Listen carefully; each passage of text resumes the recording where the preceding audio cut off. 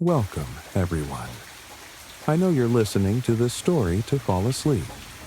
So, before we start, make sure to subscribe, like, and comment where and what time you're watching. Now, get comfortable and relax. Susan Grayson started her day with a cup of coffee and whatever her youngest child would not finish for breakfast, as she rushes him and her oldest out the door and into the car to ensure they would not for school. While dropping them off, she would meet up with the rest of the PTA moms to catch up on things. It was usually gossip or what the next fundraiser goal would be, and who would be baking what. By the way, Susie, her childhood friend Helen spoke up, getting her attention, since she had been zoning out during the whole conversation that always left her out every time. Yeah? Susan cleared her throat and looked up from her thermos of now cold coffee. Well, my next-door neighbor, the one with the Tesla. She asked if I wanted to join her book club. They found this old book that has never been released to the public before. Helen twirled a blonde curl around her index finger as she spoke, looking at each one of them, trying to see if anyone was interested in joining as well. But they all declined. Susan frowned, seeing the disappointment on her friend's face, and placed a hand on her shoulder. I will join the book club with you. I have some free time when Tom comes home from work so he can watch the kids for at least a little while. Helen's bright eyes light up. Thank you, Susie. I knew I could count on you. She nodded and proceeded to leave the school and head home for the day. Susan went about her day doing her daily chores and planning out what to make for dinner that week, since she usually packed leftovers for lunches. When Tom came home with the kids, she walked up to him, giving him a big hug and asking how his day went. He gave her a tired nod, and as usual, it was work response. Susan smiled and held his hand for a short while before he went to go shower and sit down to dinner with his family. During that time, she would bring up the book club. Helen asked if I would join a book club with her. Susan casually brought up poking her fork into the green beans on her plate. Tom tilted his head to the side, chewing a bit of meatloaf before responding. The blonde? I honestly did not think she had ever picked up a book before.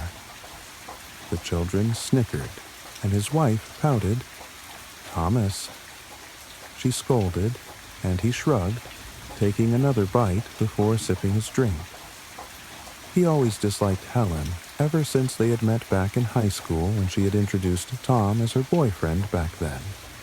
Tom told Susan that Helen was clingy and always got her into some type of trouble. If you want to go, I don't mind watching the kids for a while. Thank you. Tom nodded and finished his meal, gathering up the empty plates to wash them in the kitchen. The following day, Susan met up with Helen to walk over to her next-door neighbor's house. A woman with dark, slicked-back hair tied into high ponytail answered the door. Helen, it's so good to see you. She greeted with a smile, and it faded when she looked at Susan. Oh, you brought a friend with you. Is that okay? I am sorry, I should have asked. Helen pouted, and the woman brushed it off. It's perfectly fine, the more the merrier. The woman muttered and looked at Susan with a forced smile. Welcome to the book club. Susan shuddered at the look this woman was giving her, and knew that she defiantly did not want her here. Helen gave her a reassuring look and led the way inside, where they joined a few other women in the living room. Everyone, this is Helen and Susan Grayson. The woman sighed and rolled her eyes. Mrs. Grayson. Some greeted her, while others ignored her and put their attention on Helen. Susan was used to being ignored, but this felt off. Yes, she was used to Helen getting all the attention wherever they went, but they seemed obsessed with her for some reason. Could this book club be some sort of guise to cover up a cult? Now, let's begin reading from the book. The leader of the book club began taking out a leather-bound tome. The front was scarred, and cracked a lock on its surface, long broken and forgotten. When she opened it, the tome's pages were yellowed and brittle, filling the room with scents of dust and decay. She sat upright with a smile on her face, reading aloud in an unknown language. It did not appear to be Latin, nor anything she had ever heard before. A few of the other women clapped their hands and saying something which was like an amen. Helen tilted her head and clapped along with them before speaking up. "What's the translation?" The woman looked up from the book in her hands to the blonde and smiled. "We do not need a translation to know what the words mean, Helen. If you close your eyes and open your heart, you can feel them. You can hear his voice speaking directly to your mind." She smiled, and her eyes locked on Helen's. "Who is he? You said that you can hear his voice." Susan spoke up, causing the others to look at her. The woman closed the book, and a look of disgust spread across her face. "You have just joined us, and yet you dare ask what his name is. First, you must prove yourself before we will ever allow you to utter his name." "Prove myself? We just joined today." Susan thought to herself, raising an eyebrow inquisitively. The woman held her head high and looked away, her eyes settling on the group. "You are dismissed for today. Please return next weekend for another reading." As Helen and Susan left together and out of earshot, she spoke up. "There is something wrong with that book club." "Oh, you're just imagining things." Helen brushed her off with a sigh. "Helen, I'm telling you, those people are a cult." The blonde stopped in her tracks, looking at her childhood friend Susan. Her voice was stern, and her arms crossed in front of her. "If you keep saying such things, weird rumors will start to spread and innocent people will get hurt. So why do not you keep it to yourself?" "But Helen, Enough, Susan." The blonde turned on her heel. "I'll see you next weekend." Without another word, she went inside her house, leaving Susan completely alone. She needed to stop this, but how could she? Helen did not believe her. She thought that it was just some gimmick to get people to join the book club. How could she prove that they are bad people? Susan could not quit and leave Helen alone with those people her conscience would not allow her to. She would just have to continue to attend and find proof of what is going on between the lines that Helen is too oblivious to see. When the weekend rolled around, Susan was running a bit behind and arrived late at the club meeting. She reached out a hand to knock on the door, only to find it slightly ajar. Curious, Susan pushed the door open with her foot and stepped inside. The entrance was dimly lit and void of any life. Gently shutting the door behind her, she continued further inside, squinting her eyes to see better in the darkness. Thump, scrape, thump. Was that sound from the basement? Next to the stairs was an open door with a red light spilling out across the floor and walls. Taking a deep breath, Susan exhaled slowly, taking her time walking down the stairs where she found herself in an open room with a sacrificial altar in the middle. On top of it was Helen, dressed in white robes with her eyes closed. She slowly made her way over, gently shaking her childhood friend. "Helen?" Susan spoke in an intense whisper, glancing around them. "You're late, Mrs. Grayson." Susan turned, seeing the woman with the slicked-back dark hair and a high ponytail. She turned to face her brows, knitting in a furrowed expression. Susan clenched her hands into fists down at her sides. What had they done to Helen? What did you do to her? My Mrs. Grayson, I did not know you were capable of such anger. I thought we were doing you a favor. Doing me a favor? Helen is my best friend. Why would I want anything to happen to her? The woman tisked and walked up to the altar. Either way, you are too late. She will not wake up until the ritual is over. Why don't you finish it for us? She turned to Susan, handing over a yellowed page. All you have to do is read the words on the page. She held the page in her hand, looking at the ancient dialect before her. Finish it? No, Susan was not going to do that, was she? Before she knew it, her lips moved on their own, speaking aloud the words which were foreign to her. Helen began to cough her eyes, opening their usual light color, turning pitch black, completely engulfing even the sclera. The coughing became worse, and then the gargling started as Helen spat up blood. The sound of bone and flesh being torn and cracked filled the air, and when Susan looked down, she gasped, almost bumping into one of the members who held her by the shoulders. Watch with us, Susan, and gaze upon his arrival. The woman raised her arms in the air. They chanted a name, something which came out in gibberish when it was spoken. Volgron. Volgron. Volgron. Just what was Volgron? As Susan questioned this, she watched as a creature crawled its way out of Helen's broken open rib cage. It moved and writhed its blood-drenched body out of the broken body under it. She looked up at it, frozen in fear. The creature's body was a blend of corded muscle and jagged bloodstone. Its eyes burned like molten embers, flickering like fire. Hooked horns curved downwards from its skull, its clawed hands dripped with blood. When it roared, the sound was a symphony of death itself echoing off the walls. Whatever this thing was filled Susan with dread, and now she had released it onto the world. I thought missing my dad's funeral was the worst-case scenario. I was wrong. Long drives have a hypnotic effect on you. The passing, broken white lines like a swaying pocket watch from some shady hypnotist telling you to sleep.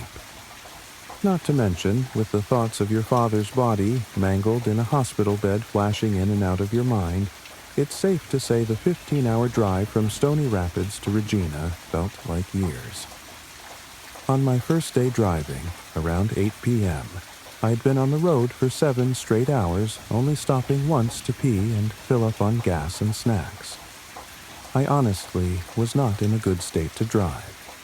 Almost no sleep and intermittent periods of intense pain and anxiety that the flat Saskatchewan landscape turned into green oil paintings through my welling tears. Safe to say, when I thought I heard a whisper over the radio, I brushed it off immediately, as just me hearing things through my delirium. Just 30 kilometers from my hotel, I heard it again.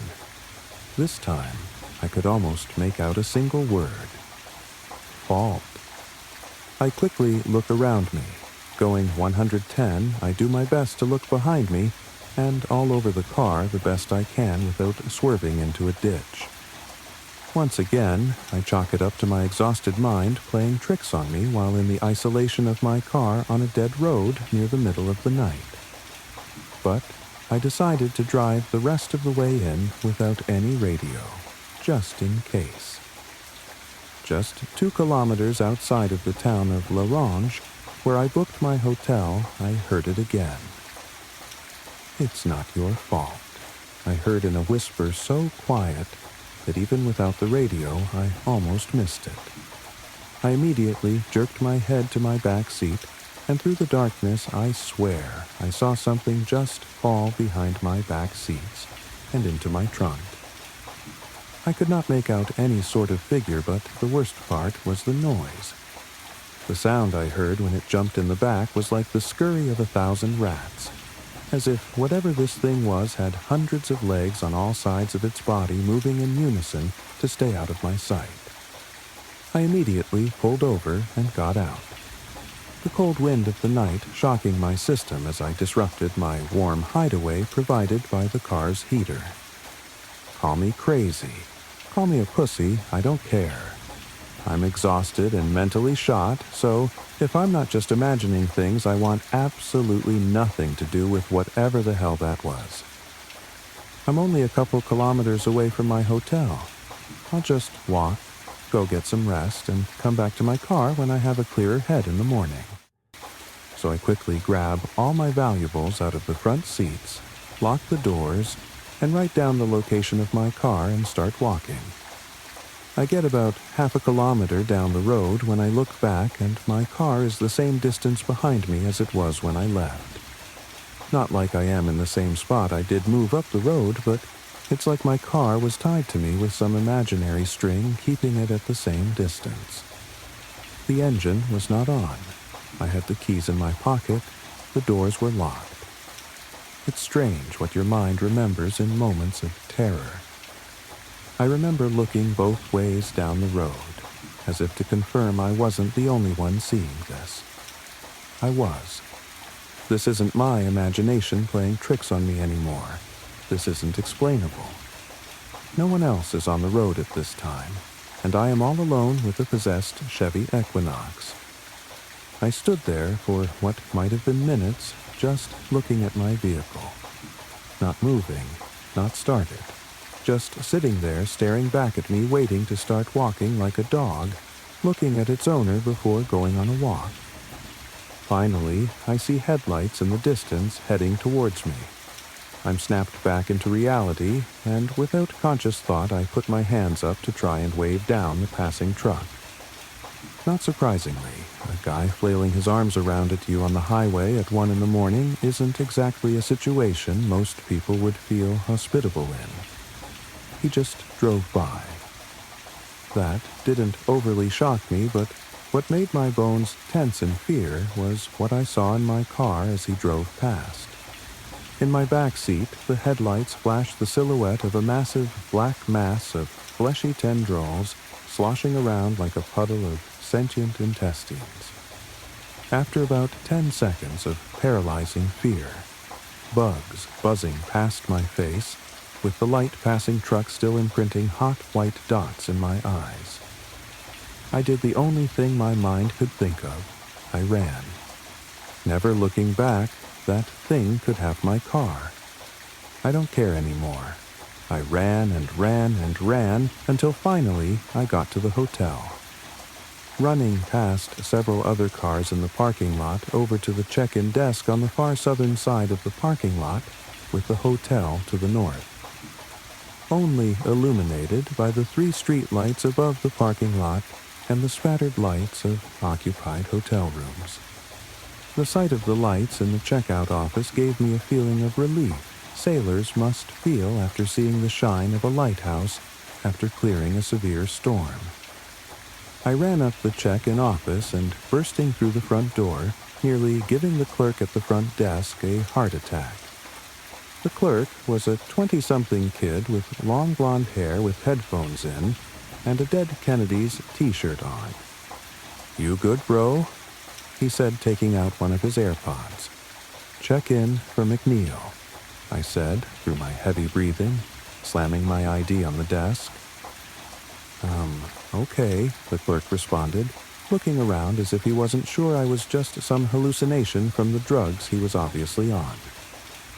"Room 4E, just up the stairs to the north and down the hall," he said, after an agonizing 20 seconds of him looking at the computer and before handing me the keys. I grab the keys, and as I turn around and walk out to the stairs outside, I look out at the parking lot and see a white Chevy, just sitting directly in the middle of the parking lot. There were a few other cars in the parking lot. I only saw it from the side, so I wasn't certain it was mine. I was exhausted. I could barely see straight. I had just ran for 20 minutes straight, and I had experienced something I couldn't even explain with a clear mind. I had no plan, but for whatever reason I began to walk towards the car to check the license plate and confirm it was mine. It was. I walked up towards the side of the vehicle, and as I made my way to the back, I saw the whole thing shift side to side, as if whatever this thing was staring at me, following me completely by rotating its entire body to face me. I could see its jet black, slimy tendrils illuminated by the street light further down the parking lot, slinking forever forward as if it had no end. Its disgusting form faces me like an unholy abomination that defies all logic, looking at me destroying my concept of biology and reality just by existing. My mind became a blur. Everything that had happened to me over the last few days hit me all at once like a runaway train. I was overcome with emotions and my knees buckled. I was now on my knees in the middle of the parking lot, that thing looking over me as if I was bowing to its command. Just then, I was startled out of my trance by the front desk clerk suddenly appearing in front of me, giving me a look of concern with his headphones in his hand, though I could still hear the heavy metal instrumentals blaring through them. It seems my existential crisis in the parking lot looked like something he should probably deal with from his desk window. "Hey man, do you need me to call someone for you?" he said sincerely. I looked up at him and somehow felt a moment of comfort. This kid seemed genuinely concerned for me. Maybe he'll understand. Maybe if I explain to him what is happening, we can figure a way out of this situation together. Just as I had this thought and opened my mouth to speak, I noticed the door to my trunk behind him open slightly. "Look out." Before I could even finish the two words, the creature in my back seat had slipped one of its hellish tentacles out of the back and slit the clerk's throat from ear to ear, before slowly slipping back into the trunk of my car, using it as some sort of protective shell. I'll never forget the face he made. The look of concern was replaced with shock and terror in the blink of an eye. Blood spurting out of his now open carotid artery with the rhythm of his slowly dying heartbeat. I just sat there on my knees, the brief second of hope I had dying as quickly as he did. As the kid fell to the floor, blood pooling like a lake, I still sat there motionless. Some desperate part of me wanted this to still be a dream or some fucked up hallucination brought on by grief-induced exhaustion. As much as I tried to wake up or confirm to myself this wasn't reality, the kid's lifeless body still lay in front of me, growing whiter and whiter with every passing second. Just as my reality was once again collapsing, my driver's side door opened. "They're gonna blame you for this, you know," a high-pitched voice whispered in my ear as if right behind me. "No, they won't. You did this." "Not me," I shouted back. As a result of my shouting, several of the occupants of the hotel rooms around me turned on their lights, some looking through the drapes at the commotion. "You think they'll believe you?" It responded, seemingly genuinely curious of my response. I didn't say anything. They wouldn't believe me. I looked around the parking lot. There were no cameras, several people watching now. All the police would see is a man going through mental anguish and a kid with his throat slit in the middle of nowhere. "Just drive to the police station. I'll be in the back seat. You can show them firsthand you're not crazy and you didn't do this," it whispered. I was now rocking back and forth in complete hysteria. I don't know if I was mentally shot or I had subconsciously completely given up at this point, but I began to consider it. Realistically, it was right. What options did I have? Either I could get in the car and probably be killed, or I could go to the police alone and try to explain myself and be disowned from my family and locked away in a mental institution or prison for the rest of my life. No matter what my life was over, I couldn't live with the guilt that I had inadvertently led this kid to a gruesome death. I had to tell someone I couldn't live this way. Either I come clean or I die, and both options seemed equally dreadful. So, against all of my body screaming at me to stop, I got in my car. I almost felt a fraction of a second of comfort as I remembered the warmth on my heater still trapped inside. Once I sat down and closed the door, I felt a sort of stomach-dropping regret I can't even describe to this day. "It's not your fault," it whispered. "I know it's not. You killed him. You killed me," I responded in a low, aggressive, but broken tone. "Let's go talk to the police. Let's figure this whole mess out," it said after some silence. I pulled out of the parking lot and headed to the police station on the other side of the town, a short 5-minute drive away. "You're special, you know. He gave me you. Of all people he could have chosen, he chose you," it said just a minute into the longest drive of my life. I didn't want to respond. Whatever the hell was happening was something beyond my understanding. But eventually, I realized if I was going down, I might as well know why. "Who?" I responded. "Your father," it whispered. I slammed on the brakes and looked in the rearview mirror. Just in the moment it occurred to me how large this thing was. It tensed in fear like a child about to be scolded by their parents. Even in its tense state, it still took up the entirety of the back of my car. I couldn't see a sliver of my rearview window. Just the sight of it made my stomach turn in with dread. "Don't you ever talk about my father. He would never let you do this to me, you son of a bitch," I screamed through my tears that seemingly had no end. "Oh, I'm sorry. Your father did want to protect you. On his deathbed after the accident, he prayed for your protection. I just think he didn't realize who he was praying to," it responded. I slumped in my chair. What was left of my sanity was now gone. I looked out my driver's side window and into the inky black void that was my surroundings. Only light coming from my headlights and the street light a kilometer down the road. Without another word, I shifted the car back into gear and started driving again. "I think you'll learn to appreciate me after a while. It was your dad's wish for me to look over you after all," it continued, whispering and whispering, never shutting the fuck up until I would completely collapse and fall apart at the seams.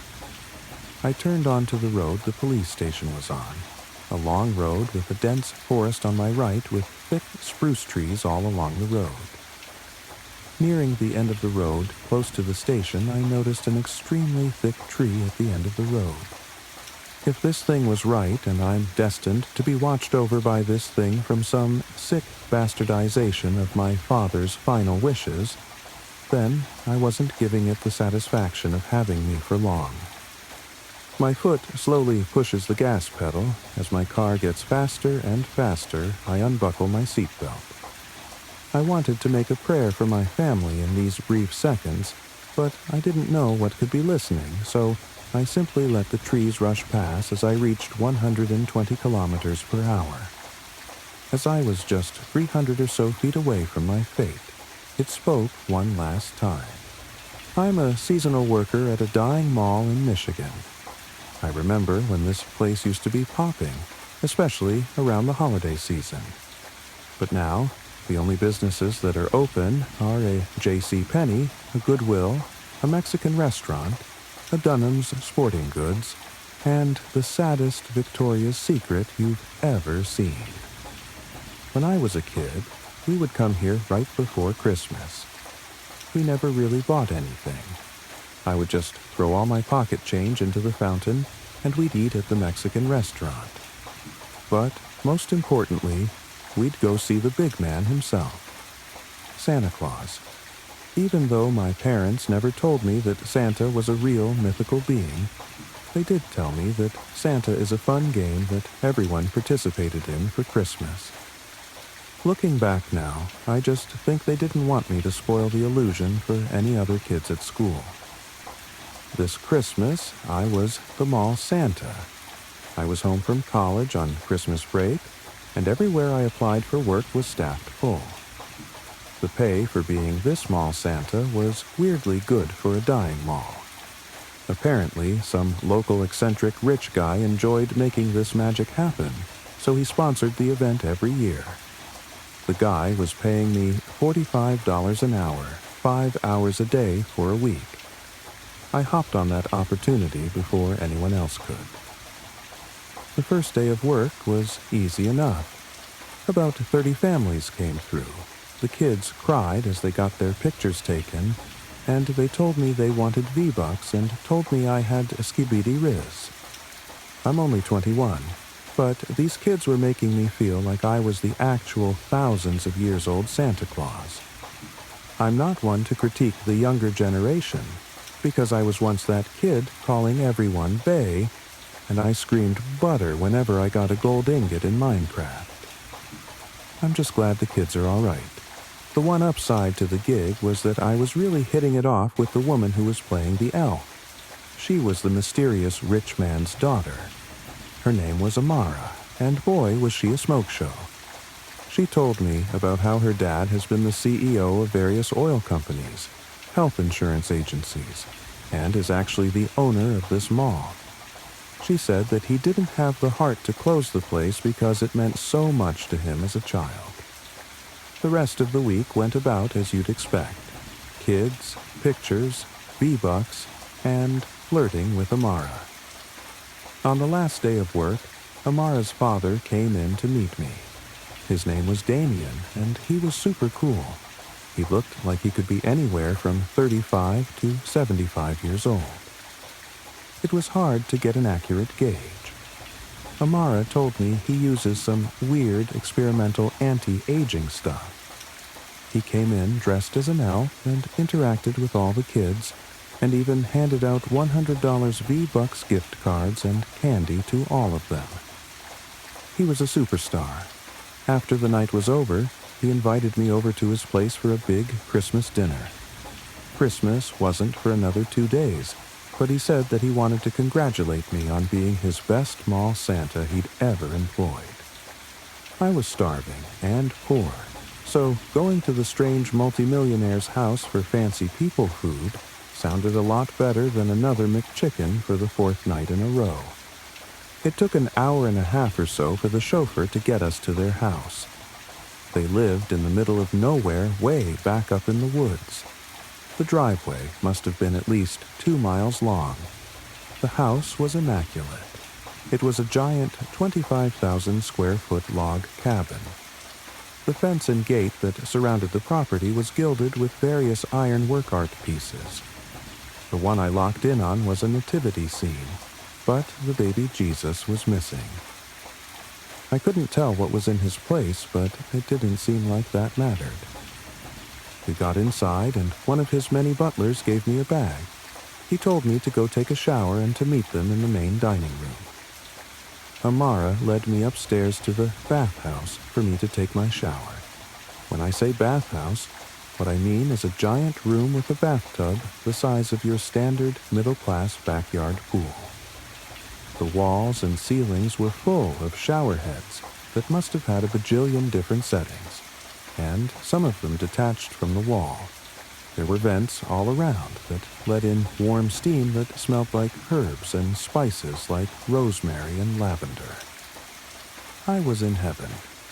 I went to take my clothes off, but Amara was still there looking at me. I hesitated, but she insisted that I undress. She even led the way by doing so herself. I'll spare you the details. After the most amazing shower of my life, Amara and I went down to the dinner table. It must have been 30 feet long, and it was full of food.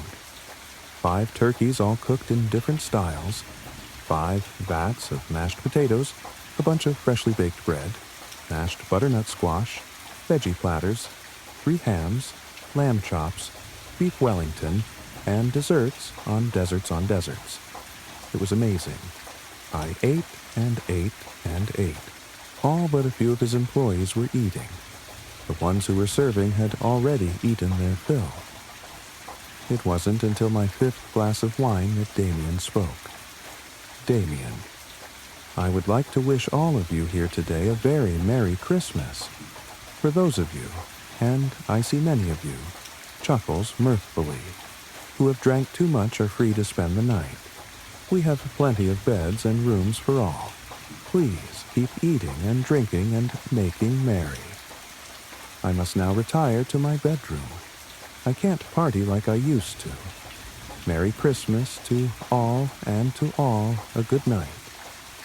We all responded with a boisterous Merry Christmas, and clapped as he left. Amara and I were seated next to each other, and she kept filling my glass with exotic wines that I could never afford. She kept whispering sweet nothings into my ear until it was time for us all to go to bed. She led me to a room that was styled to look like a small, cozy cabin, complete with a fireplace and bearskin rug. Although she offered to stay the night with me, I was too drunk and too tired to partake in Yuletide carols, if you catch my drift. She kissed me and told me good night. As soon as my head hit the pillow, I was out like a light. I woke up around 3 a.m. with a start. I was disoriented since I wasn't in my own bed, but I quickly remembered where I was. I rolled over in the king-sized bed and saw someone laying in bed next to me. The figure was facing away from me, so I couldn't tell who it was. I assumed it was Amara until I heard them speak.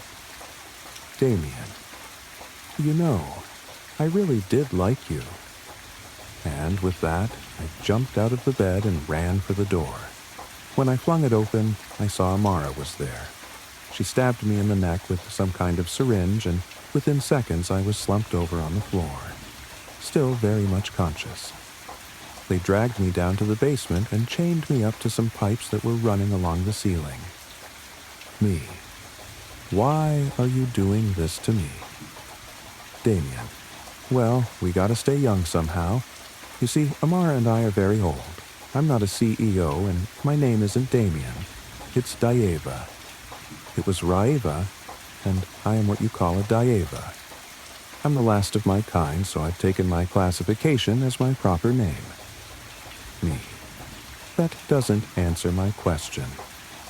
Please, just let me go. I'm sorry. Dieva, we've been beaten down and forgotten by your world.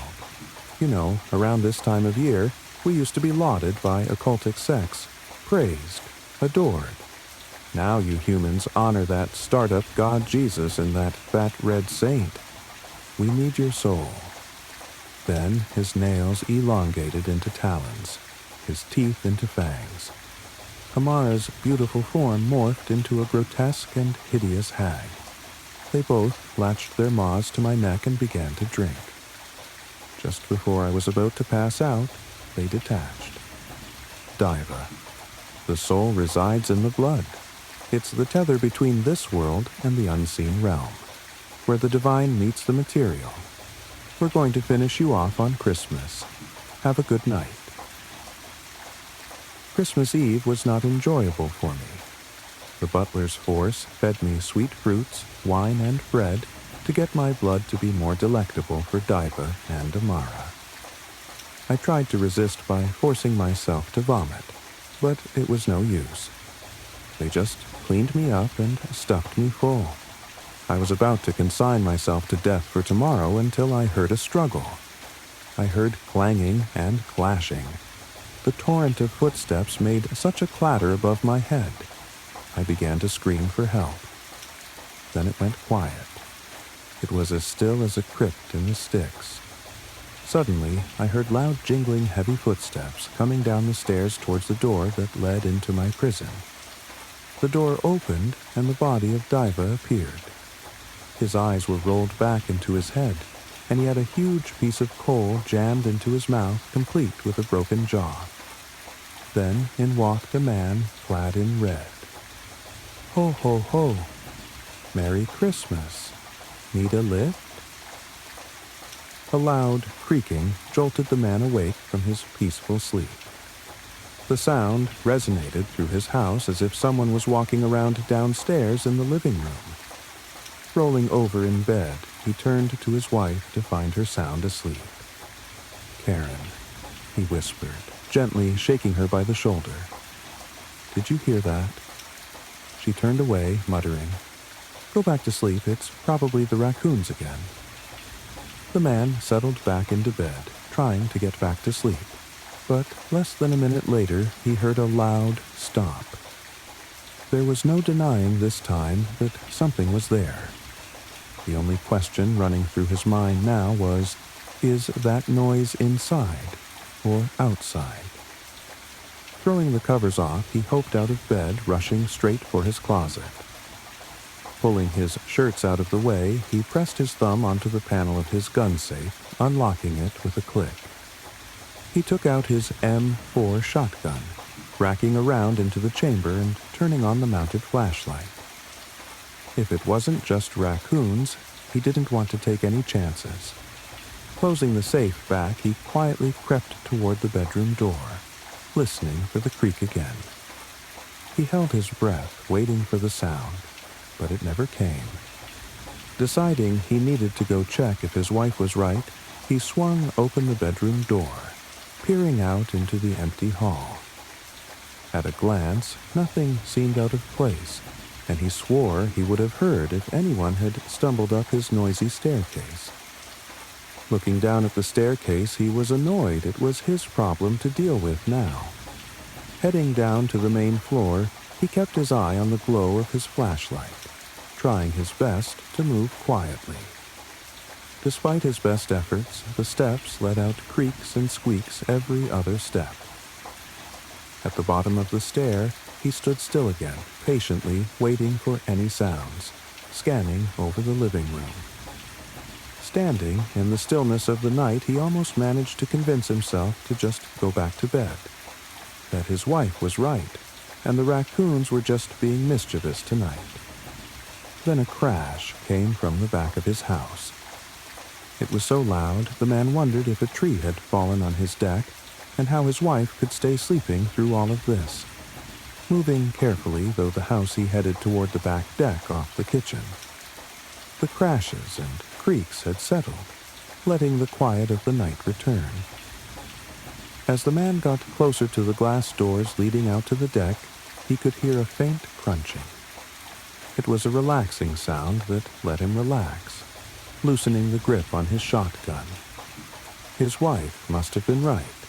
It wasn't an intruder, just a rowdy animal stopping by for a late-night snack. Still, while he was here, a quick shine from the flashlight mounted on his gun ought to scare off the critters and let him get back to sleep. The man panned his flashlight out through the glass doors, expecting to see a frightened raccoon scurrying off the deck. Instead, light illuminated onto 4 narrow fleshly legs, holding up an amorphous sack of flesh. A long neck sprouted from the body, precariously holding up a head with a sagging face. The creature looked back through the glass with a raccoon tail dangling from its mouth. Hollow eyes looked into the light, and the face seemed to smile, tilting up the sagging corner of its mouth. Before he knew it, the man was tightly bracing the shotgun to his shoulder. 2 rounds of buckshot fired out from the gun, shattering the glass door. The ringing out of the glass blended in with his blaring phone alarm, jolting the man awake in his bed. Fumbling to turn off the alarm, he sat in bed, wiping the sweat off his face, confused at what was going on. It was just a dream, he told himself, but it felt so real. His hands were trembling, and he could still feel the tension in his shoulder from firing the shotgun. He turned toward his wife, but she wasn't in bed. Dragging himself out of bed, he threw on clothes, hoping talking to his wife would bring back the feeling of normalcy. Getting ready for the day felt heavy, like moving through a fog, as if this was the dream and not last night. Heading downstairs in the light of day, everything seemed normal through the house. but he couldn't shake his dream. His wife was waiting for him in the kitchen, buttering some toast. He was about to sit down, but found himself heading to the glass doors. "Is everything okay?" she asked. "I just had a bad dream." Compelled to check out the doors, pressing against the glass. Everything seemed fine, but touching the glass brought back the memories rushing from his dream. Still in the effects of the heavy fog, he headed back upstairs to his closest, examining his gun safe. Opening up the safe, he backtracked through last night's events. Holding the shotgun in his hands, he clung to the fading memory. He told himself again that it was just a dream as he unloaded his shotgun, counting the rounds. All the rounds were accounted for, making him feel more than a little silly for checking. He loaded them back into the shotgun, not sure what he had been expecting. Placing the shotgun back in the safe, the box of shotgun shells on the bottom shelf seemed ajar. He figured he must have bumped it taking out the shotgun, but after seeing the box, he couldn't stop himself. Opening the box, he counted through the remaining shells, and 2 were missing. A white 1981 Oldsmobile pulled into the front of Lone Oak Middle School. A disheveled man in his mid-30s looked over at his daughter, who still sat in the passenger seat, her arms crossed and a scowl plainly on her face. "Scarlett, I am sorry. I could have sworn that I set my alarm last night." Leo Parker apologized as he watched his daughter unfasten her seatbelt. She tossed her hair over her shoulder and grabbed her backpack. "I can definitely say goodbye to my perfect attendance record," Scarlett mumbled under her breath. He frowned and brushed a hand through his hair. Leo knew this was important to his daughter, but he did not know what more he could do to apologize. "Why don't we get ice cream from the Cone Zone after school? Will that make up for it?" "Dad, I haven't been there since I was like 4. She groaned in annoyance, rolling her eyes, and opened the car door, stepping out. "Have a good day, sweet pea." Leo waved as the door was shut and muffled his words. Watching her retreating figure walk down the cement path and into the building, he turned towards the steering wheel, gripping it tightly. Leo had been raising Scarlett by himself ever since the woman he had relationship with dropped her off on his doorstep. Whether she was really his or not, he raised her. Shifting the car into first gear, he drove off, following the curve of the road that looped around the hill leading to a stop sign. Leo Parker worked from home as an editor and set his own schedule, which was helpful while having a preteen to take care of. At times, he felt like he was not in her life enough, or maybe he tried to get too involved, hoping that he was doing this whole thing correctly. When Leo got home, he tossed his keys onto the counter and kicked off his shoes at the door, walking into his office to power up his computer. He opened his email and noticed that a writer reached out to him about editing a short story of theirs to be sent to a magazine, Tilted, Bones, and Birch Trees. As he was reading over it, the premise was about Baba Yaga from Slavic folklore. He remembered the stories his grandmother had told him about her, mostly to get him to behave, and other times to warn him. Leo would always ask her, "How will I know it is her?" She would simply shake her head and say, "When the winds turn wild, and there is whistling through the trees which will creak and moan, and the air turns bitter cold." Those words always sent a shiver down his spine, and still does to this day. Time went by as he made a few edit notes and sent it back to the writer. Leo looked at the wall clock of his office. One of those antique cuckoo clocks let him know it was now time to go pick up Scarlett from school. Arriving at the school, he noticed his daughter was standing off to the side by herself, while a group of kids talked to each other while glancing her way. Leo frowned. Was she being bullied? Once Scarlett spotted him, She rushed up to the door and got inside. "Hey, Sweet Pea, how was you?" he began, but she cut him off by replying, "Can we just go home, please?" Scarlett fastened her seatbelt and looked down at the floorboard of the car. He frowned and nodded, figuring she needed some space before he could ask her what was going on. When they got home, Scarlett went directly to her bedroom and shut the door behind her. With this time, Leo decided to make them some dinner, one of his daughter's comfort foods. Whenever he felt down, it always helped put him into a better mood. Taking out the ingredients together, he got to work. Scarlett slinked out of her room to peer into the kitchen from the archway leading into the kitchen. "Is that French toast?" she asked, causing her father to jump and acknowledge her burning his hand on the frying pan. He let out a curse. Leo rushed to the sink, turning on the cold water and holding his hand under it. "It seemed like you were having a bad day, so I thought you'd like one of your comfort foods." Leo smiled, cutting off the water and drying his hand off on a hand towel. She smiled and scratched at her left arm. "Thanks for doing this." He nodded. "Of course, Sweet Pea." While they ate, Scarlett opened a bit about her day as she sketched in her drawing pad. She recently had one of her drawings displayed for a contest, and it was stirring up a fuss because of the subject itself. Scarlett had chosen folklore as her theme and drew Baba Yaga. Students were saying that it moved, or sometimes the figure went missing. They began calling her a witch, a freak. Scarlett frowned, pressing down a bit too hard with her pencil, causing the lead to snap. "Everything okay?" Leo asked his daughter, looking up from his plate. She nodded, putting down her drawing pad and pencil. "Yeah, just, school stuff." "School stuff, huh? Are your classmates giving you trouble?" "Kind of." Scarlett sighed. "I had one of my art pieces displayed recently, and brows furrowed.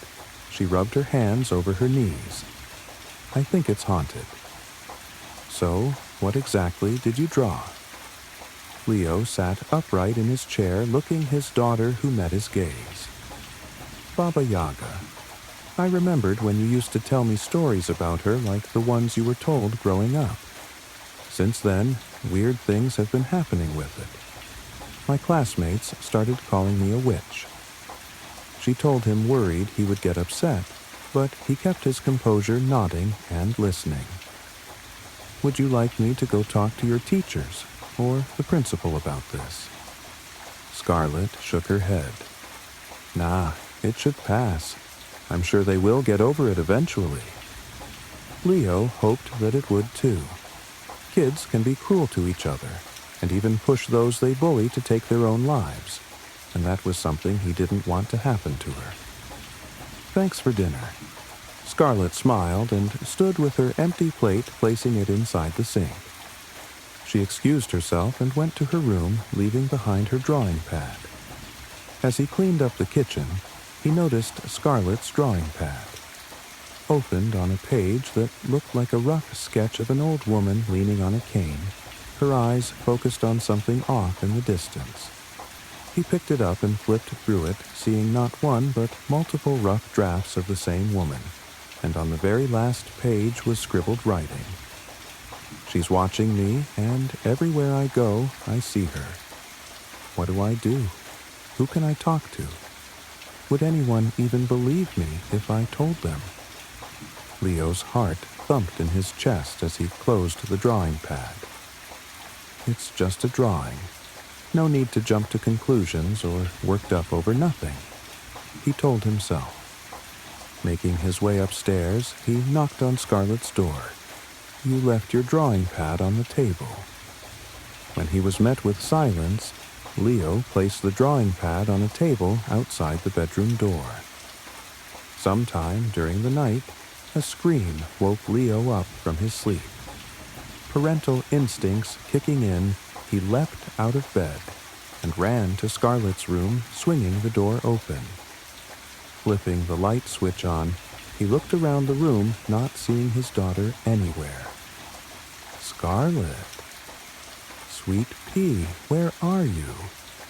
His voice was panicked as he looked all around the room, not finding her. She wasn't the type to run away. So, where could she have gone? As he was about to investigate the rest of the house, his foot bumped against something on the floor. It was Scarlett's iPad, the screen still turned on. He picked it up, his eyes widening at what was there. A drawing of Baba Yaga and his daughter standing across from each other. The old woman handing Scarlett something that he couldn't identify. Why had his daughter been taken? What would become of her? After reporting Scarlett missing to the police, they did their investigation, coming up with no evidence of her disappearance. Therefore, it was just written off as a runaway teen, and missing posters were distributed in the area. Some time had passed, and Leo engrossed himself into his work to get his mind off things. Checking his emails for clients, he came across an article that was sent to him. Recently, a string of missing teens from Lone Oak Middle School has gone viral. As parents have said when checking on their children at night, they walk into empty bedrooms with only a pool of blood left on their beds. Some believe this might be a suicide pact, while others think that it's a kidnapping by an unknown individual. Leo leaned back in his chair, staring at the article in disbelief. First, it was Scarlett, and now more kids from her school were disappearing. Could it be the ones who had bullied his daughter? Looking up at the drawing on his office wall, the one his daughter had displayed for the drawing contest shifted and morphed, taking the shape of Scarlett herself, a content smile on her face. May sighed with relief as she lowered her weary body to the side of the bed. Slowly, feeling every muscle and joint in her body protest, she shuffled herself into position and slid her legs between the sheets. "I'd forgotten how tiring it can be running after a child," she breathed, as she propped up her pillow and settled herself against it. "It's been a long time," replied Graham, not looking up from his book. May and Graham's son, Peter, and his wife and child were visiting from the eastern states for Christmas. May had spent the whole day taking care of her grandchild, Jacob, while Peter and his wife traveled to the nearest city to do some last-minute Christmas shopping. That was the one downside of May and Graham's idyllic property in the West Australian outback. It was a half-hour drive to the nearest town, which had precious few amenities itself, and to get any real shopping done, the only viable option was to travel to Mildura, over 2 hours away. When Peter and Helen had gone out to buy Jacob's Christmas presents, they decided to make a day of it so as to make the round trip worthwhile. Graham put his book down and took his glasses off. "I don't know why they left it so late," he grumbled. "It's Christmas Eve.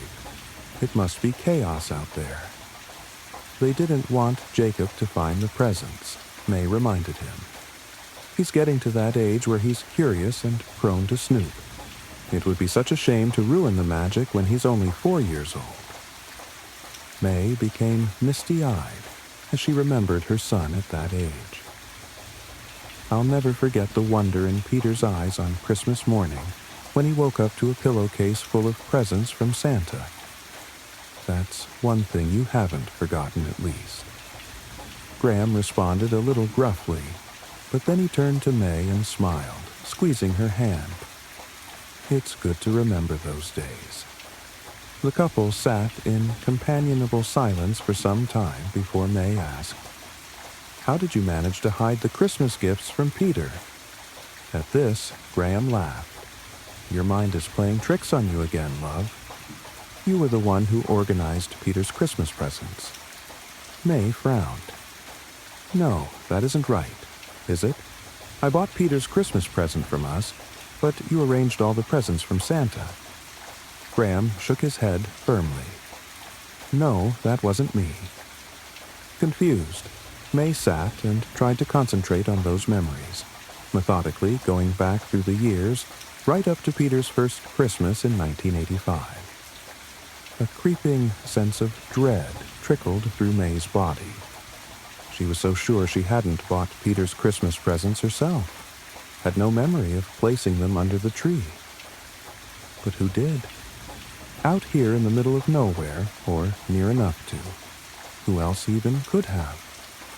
As if reading her thoughts, Graham suggested, perhaps it was Santa Claus. Don't tease, snapped May, hating how thin and querulous her voice sounded to her own ears. I hate it when you tease. Graham just laughed softly. That feeling of dread settled firmly in May's chest, tugging at her heart. She suddenly felt that she couldn't possibly sleep. I'm going to wait up for Peter, she announced. Don't be like that, Graham cajoled. You're just misremembering things again, that's all. Come back to bed. What? No, that's not it, May lied. I'm just worried about Peter and Eileen. I want to see that they get home safe. Graham grunted at this. All right then, love. Just try not to wake me when you come back to bed. Early morning tomorrow. He rolled over and almost immediately began to snore. The tightness in May's chest loosened somewhat. May padded out to the living room in her fuzzy slippers. She stood there indecisively for a moment before creeping up to the room next to hers and Graham's and opening the door ever so carefully. The curtain in this room was open, and the moonlight streamed through, illuminating the form of her slumbering 4-year-old grandson. May smiled softly as she watched the steady rise and fall of Jacob's back as he lay belly first on the bed that used to be his father's. May's heart swelled with love and pride. She couldn't believe how much Jacob had grown. It seemed like only a moment ago he was a newborn. In fact, it didn't really seem like that long since Peter himself had been this age. The thought brought a tinge of sadness to her mood, and her smile faltered somewhat as she gently closed the door and moved back to the lounge room. Shuffling up to the sofa, May made sure to turn on the lamp rather than the room light so as not to disturb Graham or Jacob. She settled into her usual spot with a sound somewhere between a wheeze and a sigh. Why was it that she didn't seem to be able to do anything these days without an accompanying sound breaking forth unintended and unwanted? How long had things been like this?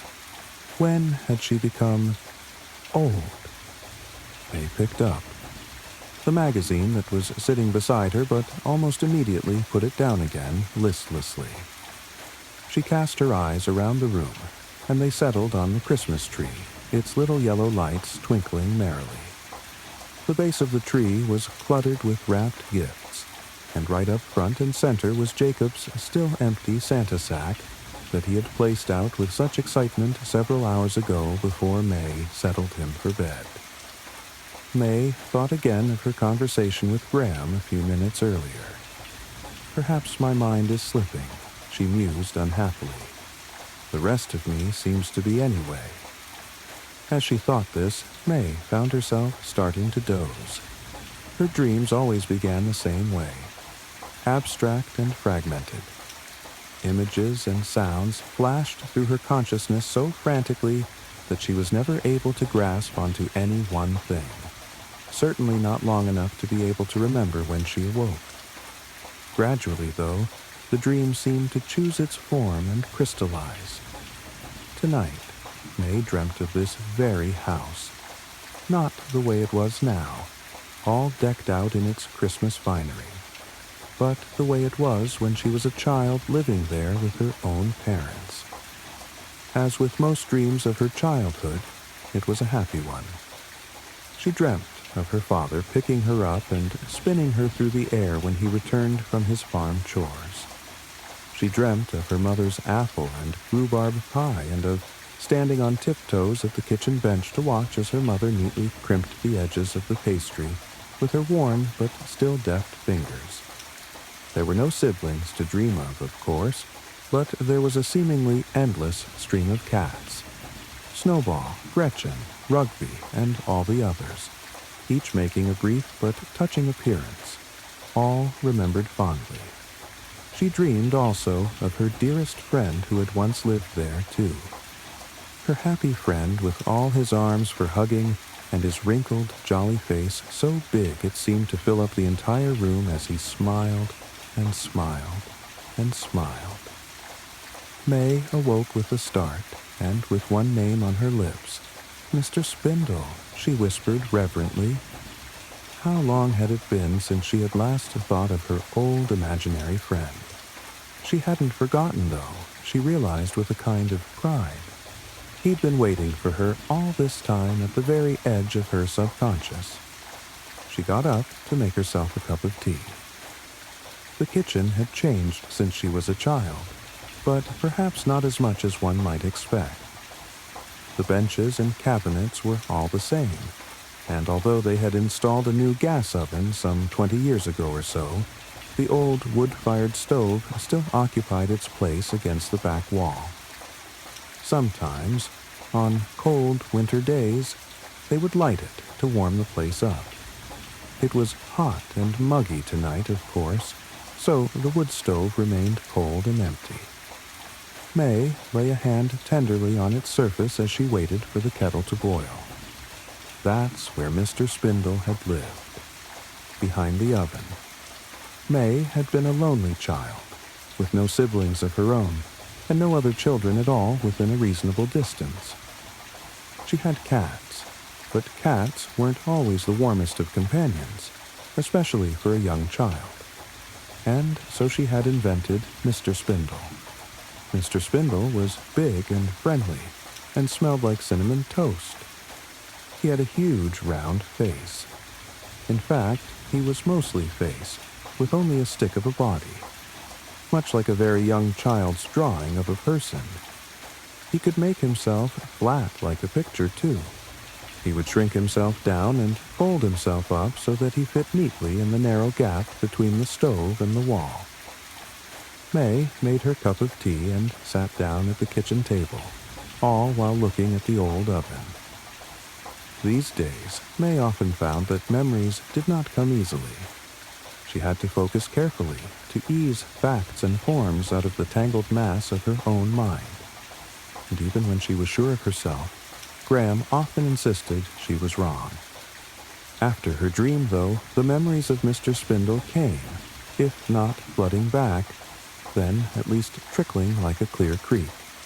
May remembered, for instance, that she used to write letters to Mr. Spindle. Well, perhaps write was generous, as she did not even know how to read at the time, but she would scribble on bits of paper. When she was sure her mother wasn't looking, she would open up the door to the oven and slip the notes into the fire. Mr. Spindle would sometimes leave her gifts in return. She would reach behind the oven and find some gum nuts or scraps of paper bark, the shimmering feather of a satin bower bird.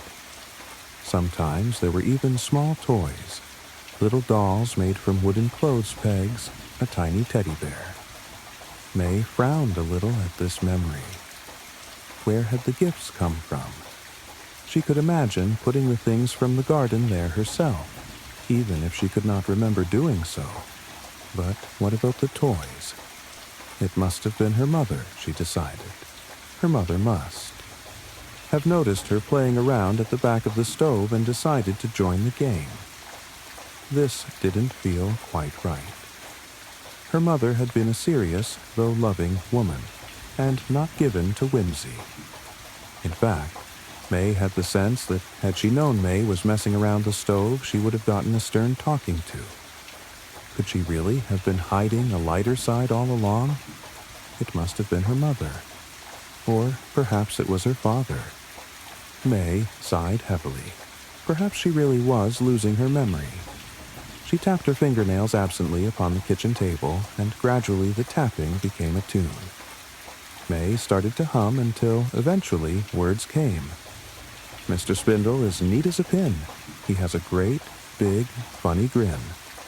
Mr. Spindle lives behind the stove. He is very, very, very old.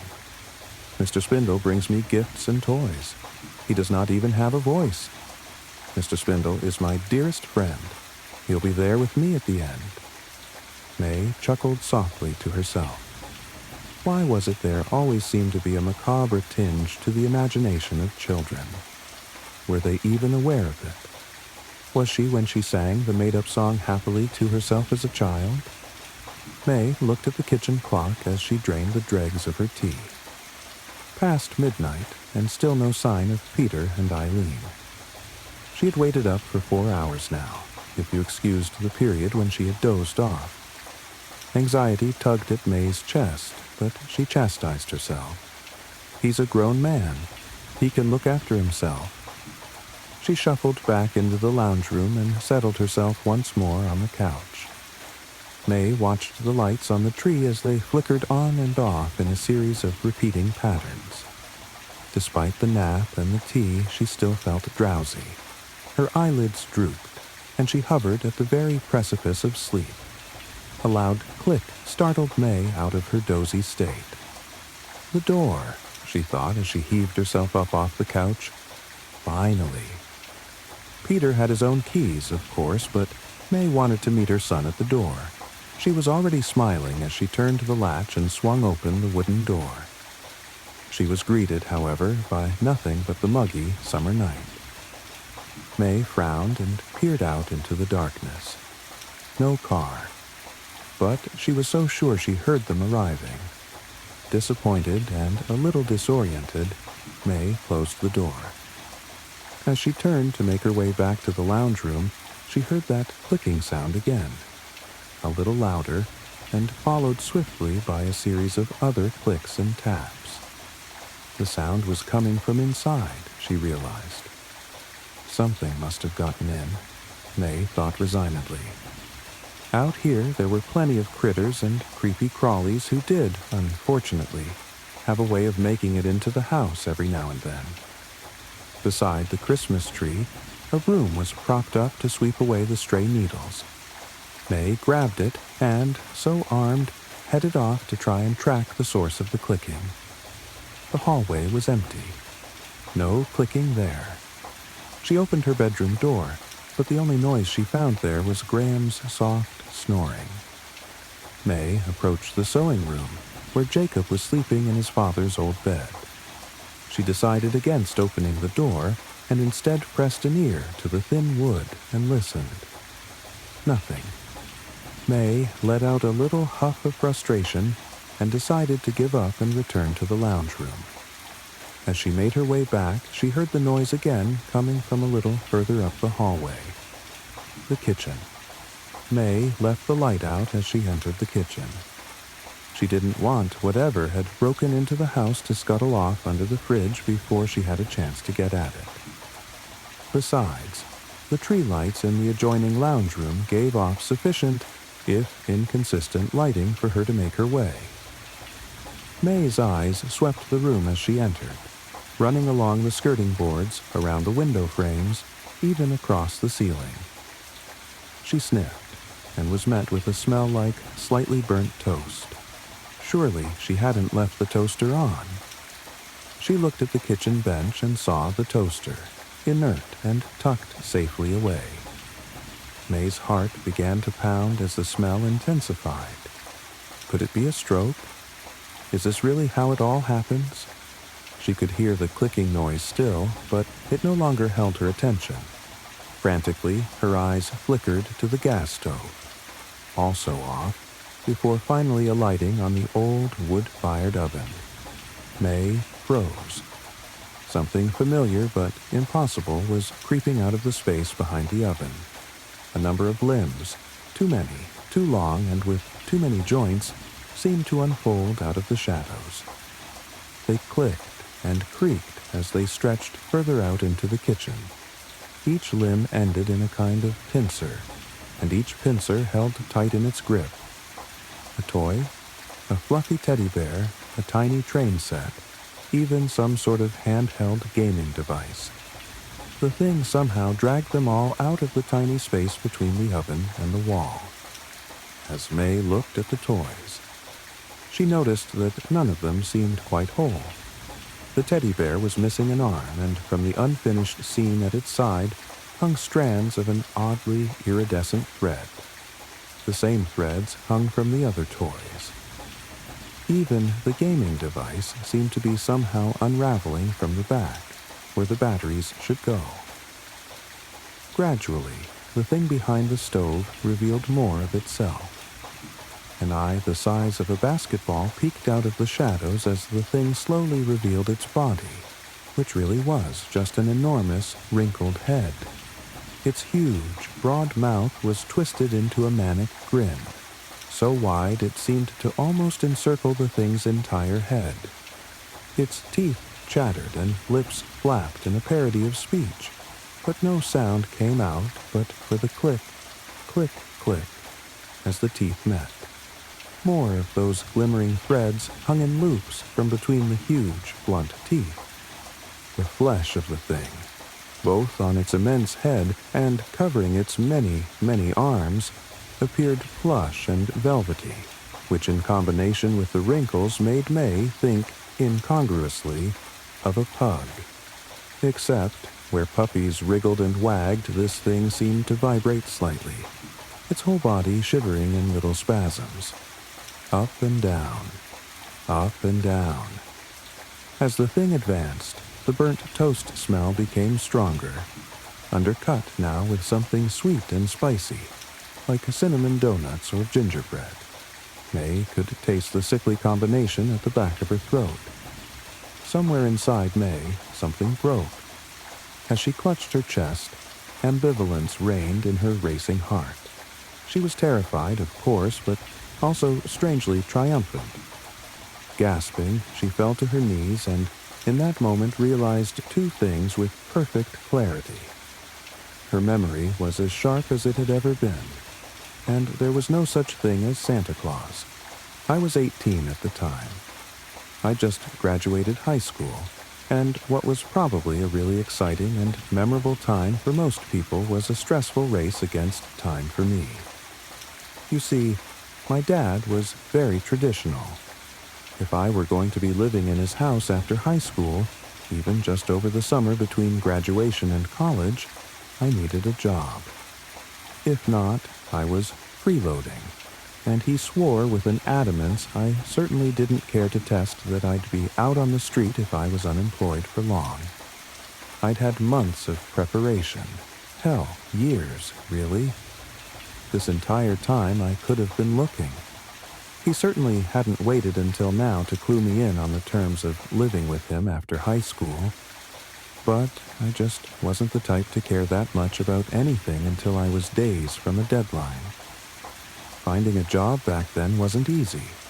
I'd dyed my hair green, and my nose and lips were pierced, not to mention the gauges and the shitty stick and poke snake on my forearm that my 16-year-old self had afflicted upon me. Case in point, I wasn't getting hired most places, and being that I had about a week at the time left to figure it all out, like usual, I was in a mad scramble to line something up before facing the consequences. But then, as if some morbid miracle, a cop got shot and killed on 84th Avenue pretty close to the pass and go out there, and an opening for the night shift position appeared not long after. The pass and go and 84th Avenue as a whole had a pretty bad reputation.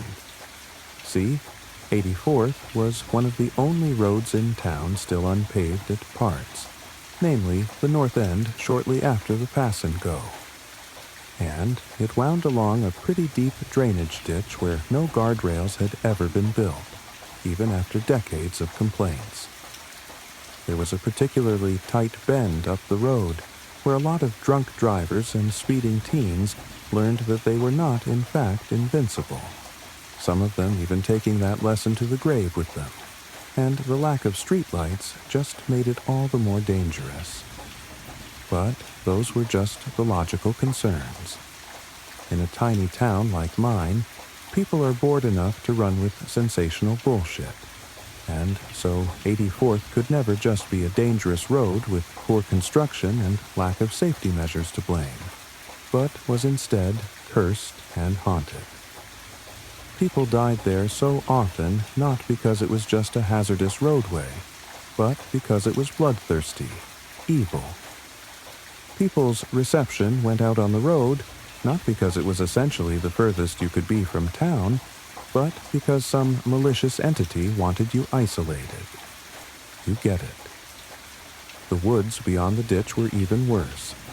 On 3 occasions since the turn of the century, bodies were found out there, 1 a suicide, and 2 in shallow graves. And in a town as small as mine had been, that's a pretty sizable number. For a criminal, though, it only made sense to bury them there.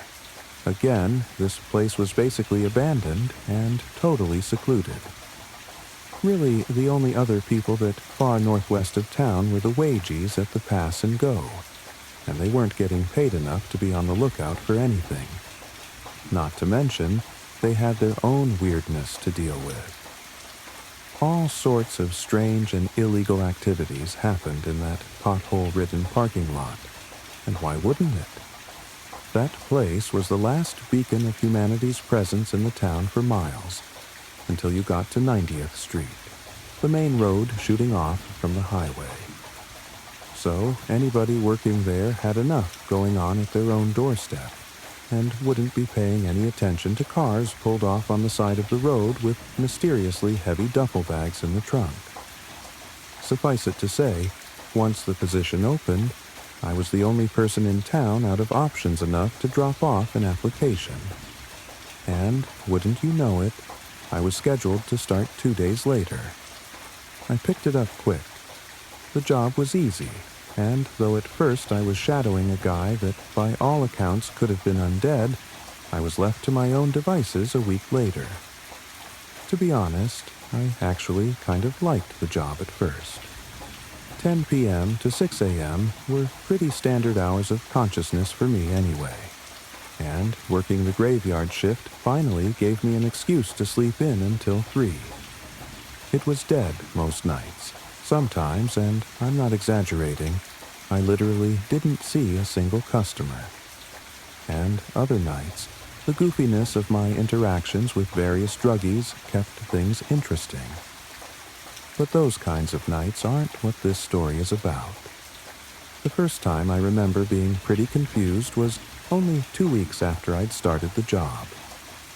I was pretty stoned at the time, so I tensed up when I saw a cop walking toward the door, but I wasn't complacent enough to blaze it before work without eye drops for fear of these exact situations.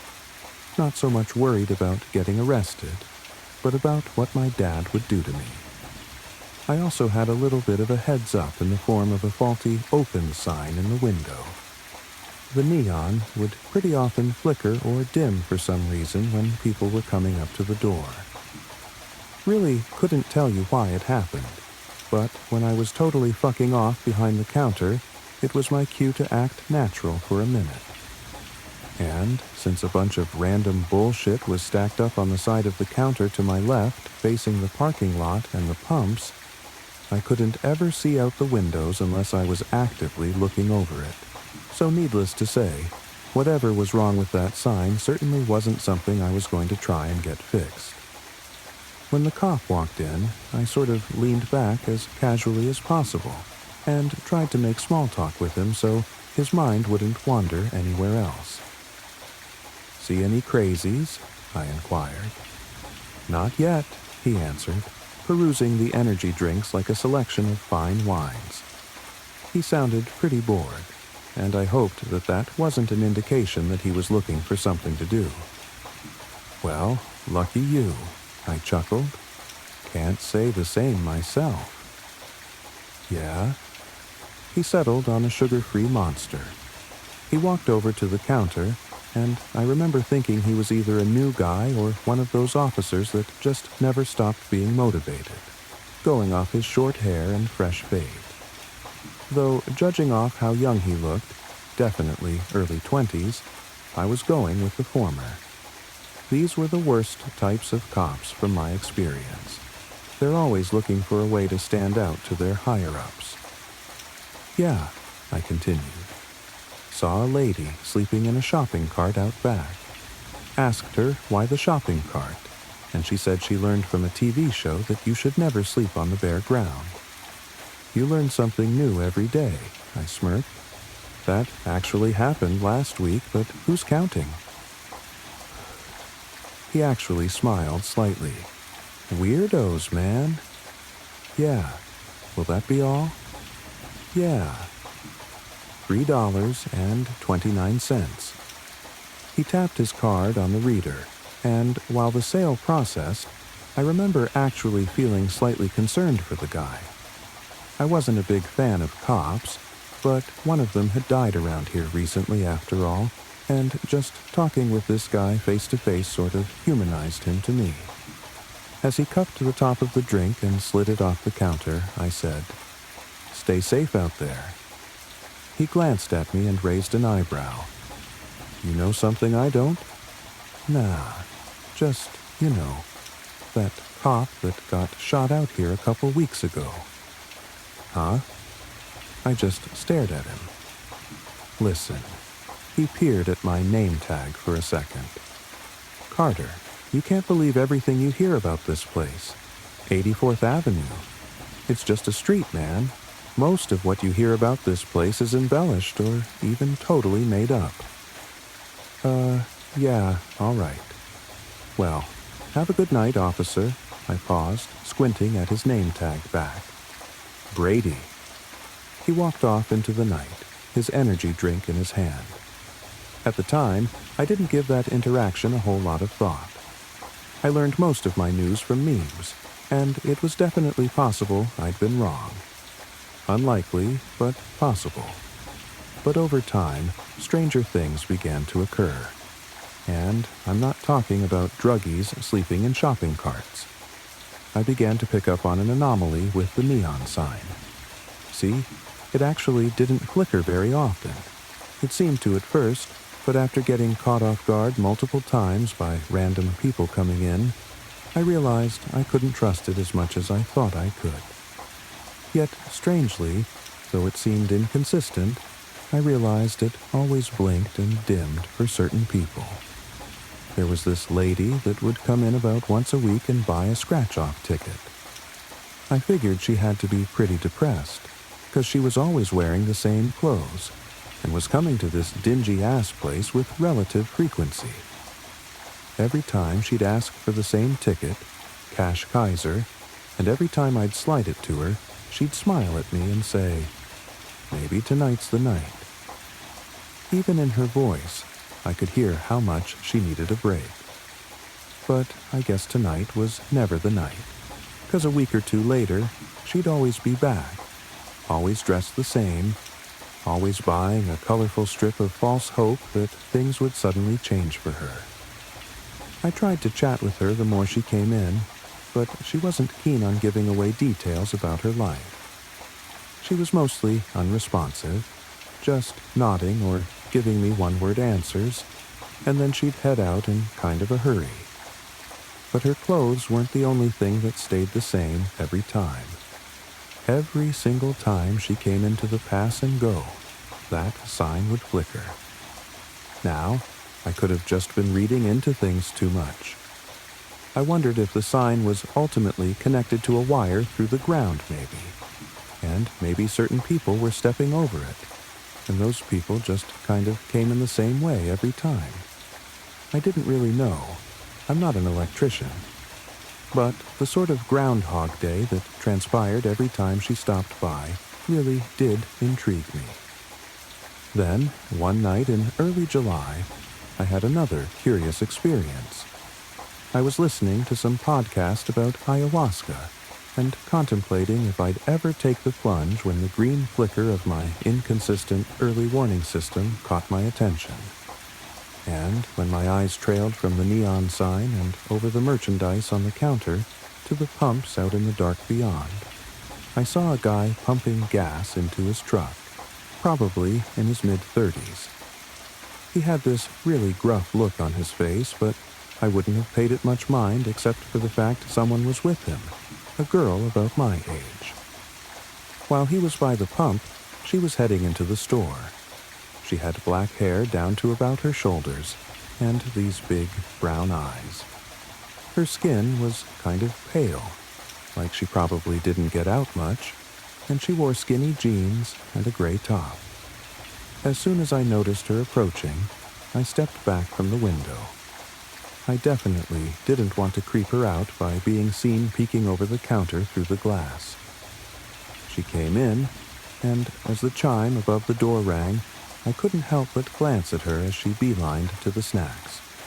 She was cute, and I was considering flirting with her at first, but then I glanced over the counter again at the guy in the parking lot, presuming him to be her big brother or dad or something. I didn't want to piss him off, so I decided to keep it casual. She was over by the coolers on the back wall the next time I found her, not looking my direction while she scanned our selection of sports drinks. Then she grabbed a red Gatorade and came walking up to the front. She put the drink and a bag of classic Lay's on the counter, and when I noticed it was almost 4 a.m, I couldn't help but inquire, "What's got you out so late?" I was scanning the items with muscle memory, my eyes meeting hers after she glanced at the counter for a second, as if considering a response. "Nothing really." "Big bro." I flicked my eyes to the guy in the parking lot, and at this, her nose wrinkled. "Ew. No." I thought that was a strange response. "You?" I asked as the total popped up on the screen. "It's gross to have a brother?" "It's gross to kiss your brother." She smiled flatly, and I didn't want to seem creepy, but I couldn't help but get on the tip of my toes for a second and peek at him again. No doubt the guy was in his 30s, and if I had to be more specific, I'd be leaning more toward late 30s than early. He was wearing boots, jeans, and a blue and brown flannel, and had a 5 o'clock shadow I could see from the store. The more I looked at him, the more weirded out I felt. But then again, none of this was my business, and I didn't want to pry. She definitely didn't seem to be with him against her will. "Ah, gotcha," I smiled, but the whole thing felt unignorably off to me as she handed me a 10. "You guys going on a road trip or something?" Something like that. There was this turbulent mix of emotions in her eyes, and while she looked excited, definitely thrilled about something, she also kind of seemed to be longing too. I only got a glimpse of it, though, as she unexpectedly asked, "You ever just do something totally crazy? Like, overnight?" "I mean, I took a heroic dose of shrooms once on a whim without a trip sitter." I smirked, and she chuckled too, but shook her head. "I didn't mean something like that." She paused. "Anyway, have a good rest of your night." "You too," I remarked, but as she turned and walked away, I felt a steadily increasing urge to say something, to ask her why she was with this guy that looked like he could be her dad, to inquire more about this crazy overnight thing she was hinting at, or this road trip-esque adventure she was on that had her at this infamous gas station at 4 a.m. But I was just too immature at the time, and selfish. Even feeling like I should probably investigate what was happening, probably pay more attention to what was going on, I also felt like I really couldn't be bothered. I told myself that it wasn't my business, that I shouldn't be nosy, but really, I just didn't want to get involved. Though, a moment after she left the store, my curiosity got the better of me again, and I peered over the cigarettes at the truck in the parking lot. She was already inside, and at first, it looked pretty unassuming. It was old and kind of a faded red, with 2x4s in the back under a blue tarp. All in all, nothing suspicious. But when he got to the turnoff onto 84th, and he took a right, I noticed the passenger side window was broken, like it had been punched out. I couldn't see the girl well this far away, but her being in this older guy's truck with the right window shattered made me feel even stranger about the whole ordeal. Something was definitely off. But at the time, my lazy ass just didn't care enough. It was mid-July, though, when the veneer of eccentric late-night patrons was shattered forever, and I was forced to see what was really going on. It began with a loud rumbling from the parking lot. I got immediately uncomfortable as some biker douche rolled up, revving his engine like if it were loud enough I'd give him a discount. Then he climbed off the bike and came stumbling toward the door, the green neon flickering onto him from the window. I could tell just from the counter that he was totally hammered. He could barely even make it inside. He came right to the counter and absolutely reeked of alcohol. "Give me a pack of menthols. Camel," he slurred, leaning onto the counter with his right hand. "You okay, man?" I grabbed it. "The fuck do you mean?" His hostility freaked me out just as much as it annoyed me. "You're obviously drunk off your ass," I replied. "You just drove here on a motorcycle. Seems like a bad idea." "Shut the fuck up and sell me the cigarettes, man." He was glaring at me like he was ready to swing. And though he was so fucked up I don't doubt I could have taken him, he was still a big guy, and it really wasn't worth the trouble. "Your funeral," I muttered, grabbing the cigarettes and noting it was the last pack. Normally, I would have made some quip about that, but with this guy, I just wanted him to leave. When I slid him the cigarettes, he flung his cash at me and almost walked away without his change. Then he stumbled off back out the door, shoving it open so hard I wondered if he broke it.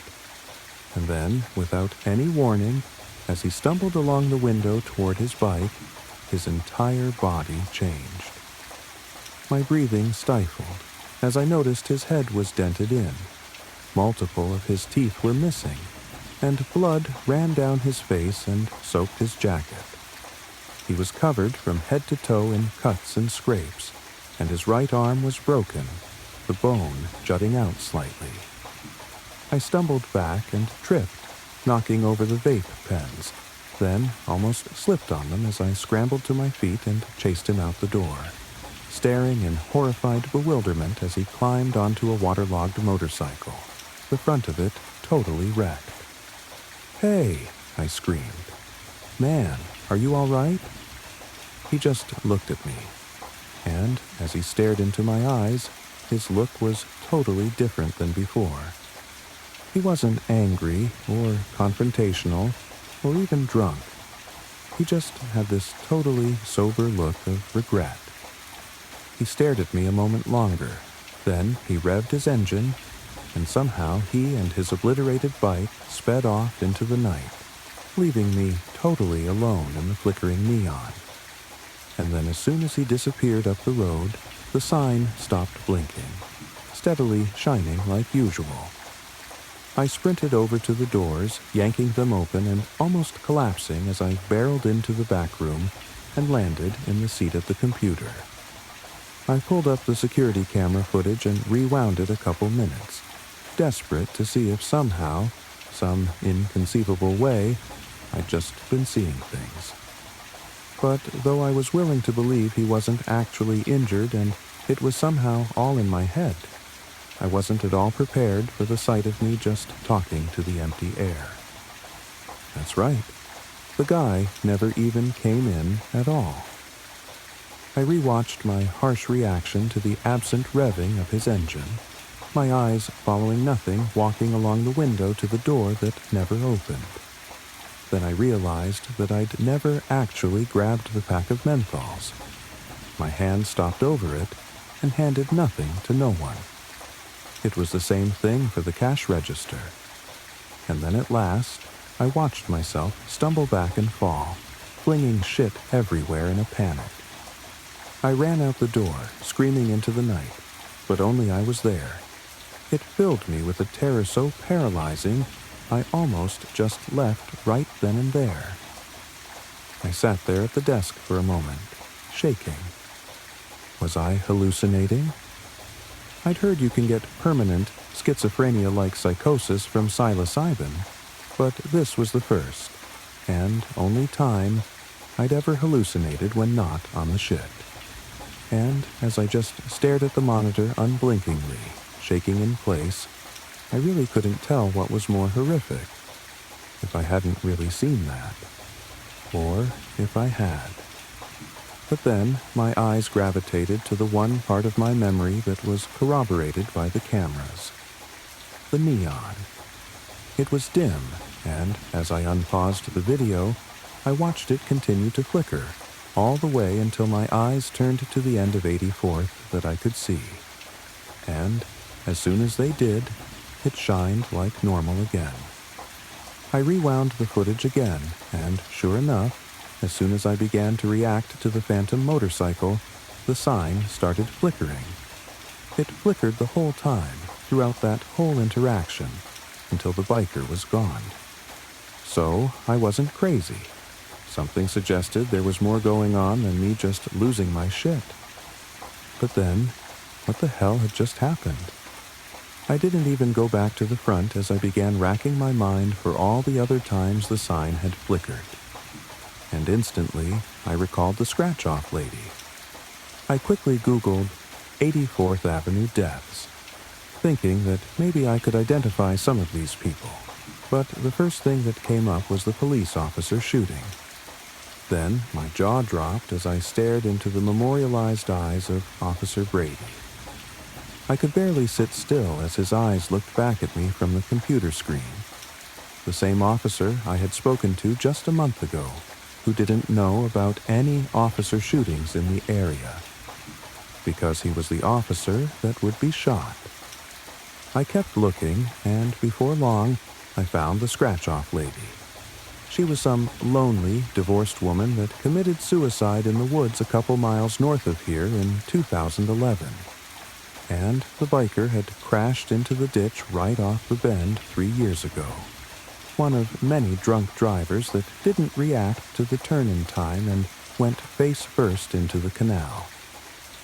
I screamed as the chime above the door sounded, and I heard someone spin around at the front of the store, startled by my reaction. I scrambled to my feet and walked up front, freezing as my eyes met those of Officer Brady's, glinting in the flickering neon. "You good?" He seemed to be both concerned and frustrated. I just stared at him, totally unable to speak. "Yeah." "You on something?" He peered. "No." He looked at me a little longer, but then he walked his immortalized path through the gas station, his gaze drifting over the cooler of energy drinks. I couldn't help but stare right at him, utterly wordless as he moved in almost the exact same way as he had back in June, at last grabbing that same sugar-free monster. Then he walked to the counter, and my hands were shaking as I took the drink from him. "Hey," he looked at me. "You all right?" I stared into the eyes of the dead man.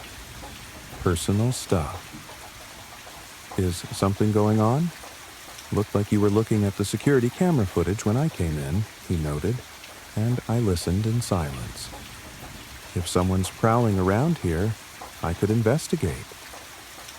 I wanted to address what was really happening, to pick his mind and see if he was really unaware that he was dead, or if he was just haunting this place, and all of this was an act. Then I began to wonder if maybe this was some kind of time machine, if I could warn him about what was bound to happen to him and prevent him from dying in the first place. But as I recalled the biker's corpse mounting his waterlogged Harley, I came to the conclusion that nothing I said to this visage of the officer was going to save his life.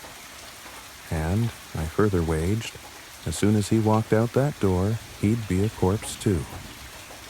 "You there?" He waved his hand in front of my face. "Talk to me, kid. You look like you've seen a ghost."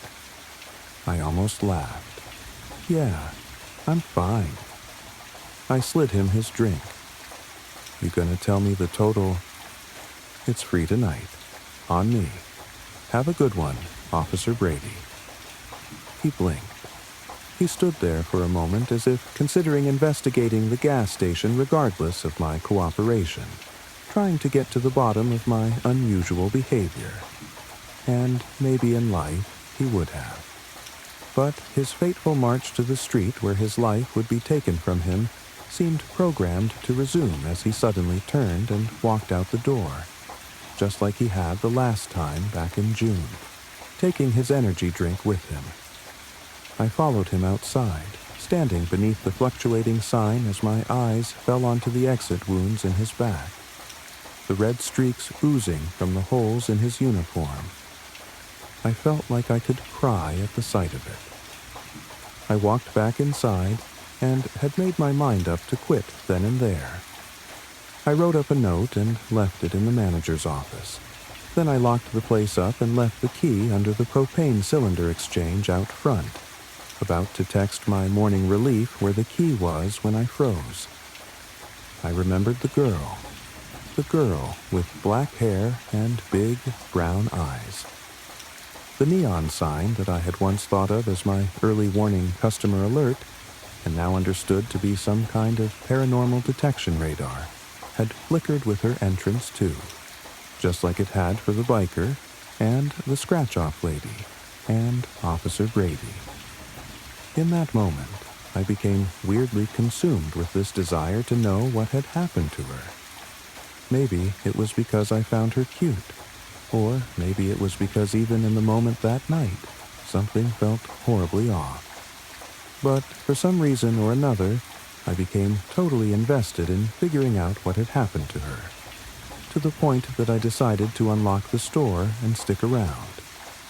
I went back to the computer, but for some reason, though I was able to find information about other people that had died in the area, some of whom I'd even seen walk into this gas station's very doors in the middle of the night, I was completely unable to find her.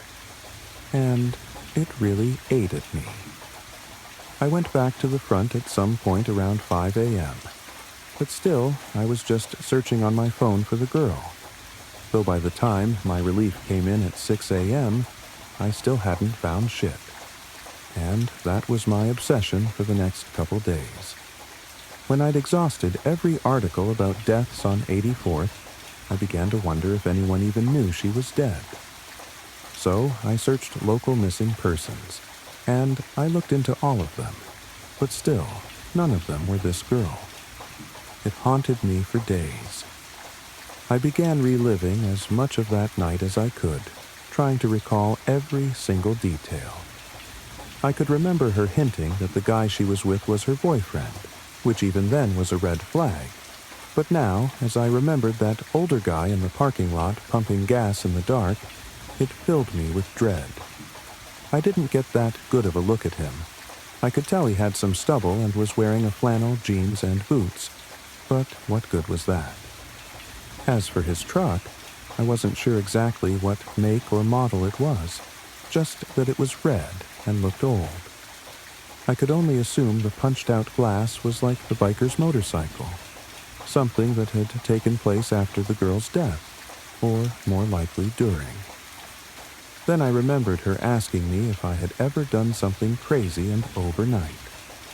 And, as I mulled over the words for hours, sitting on the back porch, smoking a bowl as the sun set before my shift, I ruminated on all the possibilities such a vague statement could mean. But then, when I remembered her saying she was on something like a road trip, it started to click. The guy she was with, her boyfriend, must have been taking her off somewhere, probably far from her home. Maybe they'd been talking online, probably in secret, 'cause no parent would let their kid date a grown-ass man like that, and she seemed to be about 18 like myself. Maybe he'd driven to where she lived, and this big, crazy overnight decision she made was climbing into this stranger's vehicle that she'd been tricked into thinking was safe. driving with him for God knows how long as he took her to God knows where. And then they stopped at the pass and go on 84th Avenue for gas.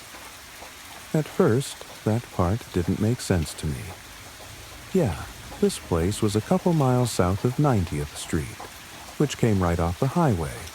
But why wouldn't he stop for gas at one of the many gas stations out there closer to the interstate? Though, the more I thought about it, the more I started to piece it together. If this guy really was from out of state and was trying to get her back to his place undetected, it made sense he didn't pull right off the highway to the nearest gas station where cops could be combing through camera footage. Instead, he drove off to the most secluded road in the whole town, 84th Avenue. I started to feel overwhelmed.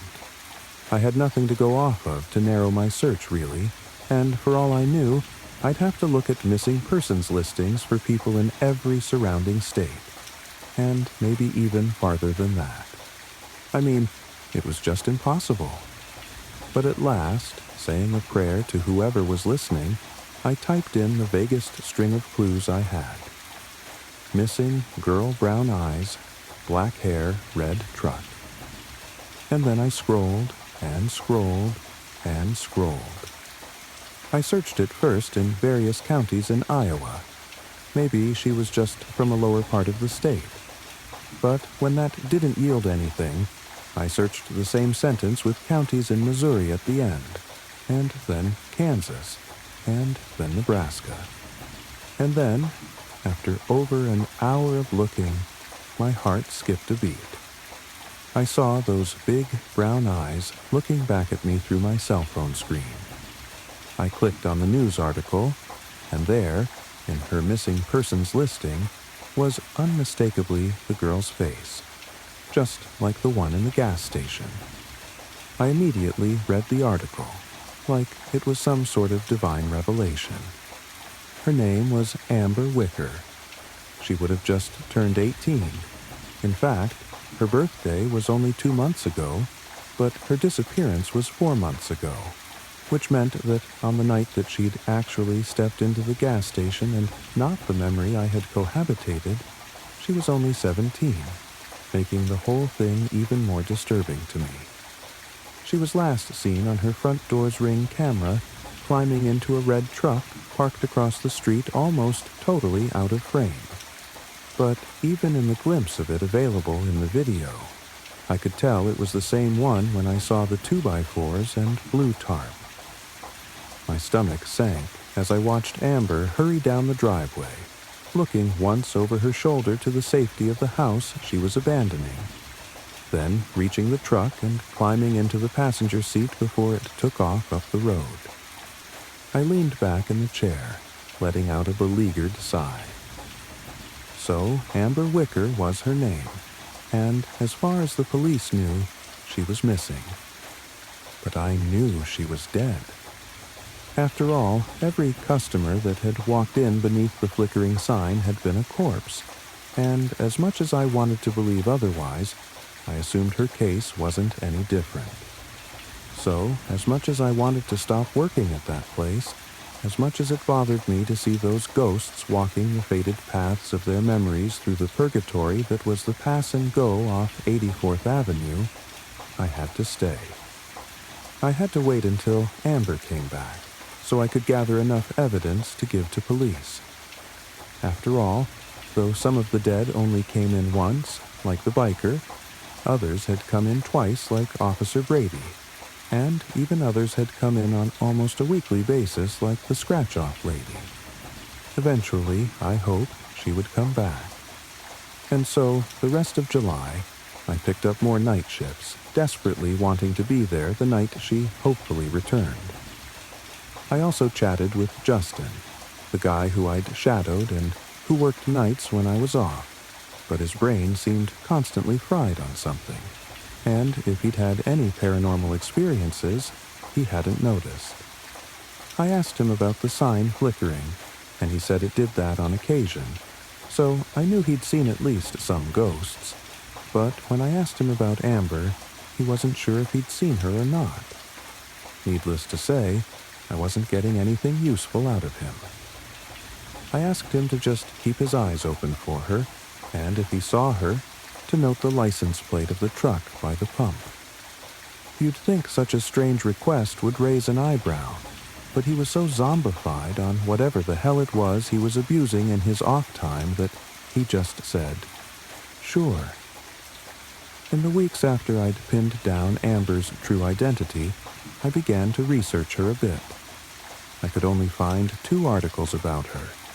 One was the one I first found, which just had the basic details of her disappearance, and the other was an even smaller article in which her parents had given a statement and a number to call if anyone knew anything. I really wanted to call that number, but I knew that right now I honestly didn't have shit.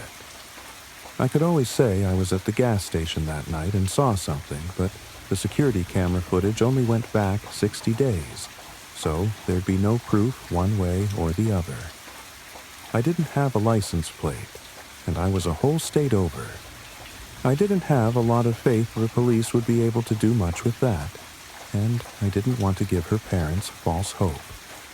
So I decided I'd just wait until her memory replayed again, and I could piece together some actionable details. In the meantime, the more I searched her, I was at last able to find some of her socials, but her Instagram was private, and her Twitter was inactive for years. Though, when I stumbled upon her Facebook, even though it too hadn't had a post uploaded in 2 years, I felt strangely more connected to her as I scrolled through her photos.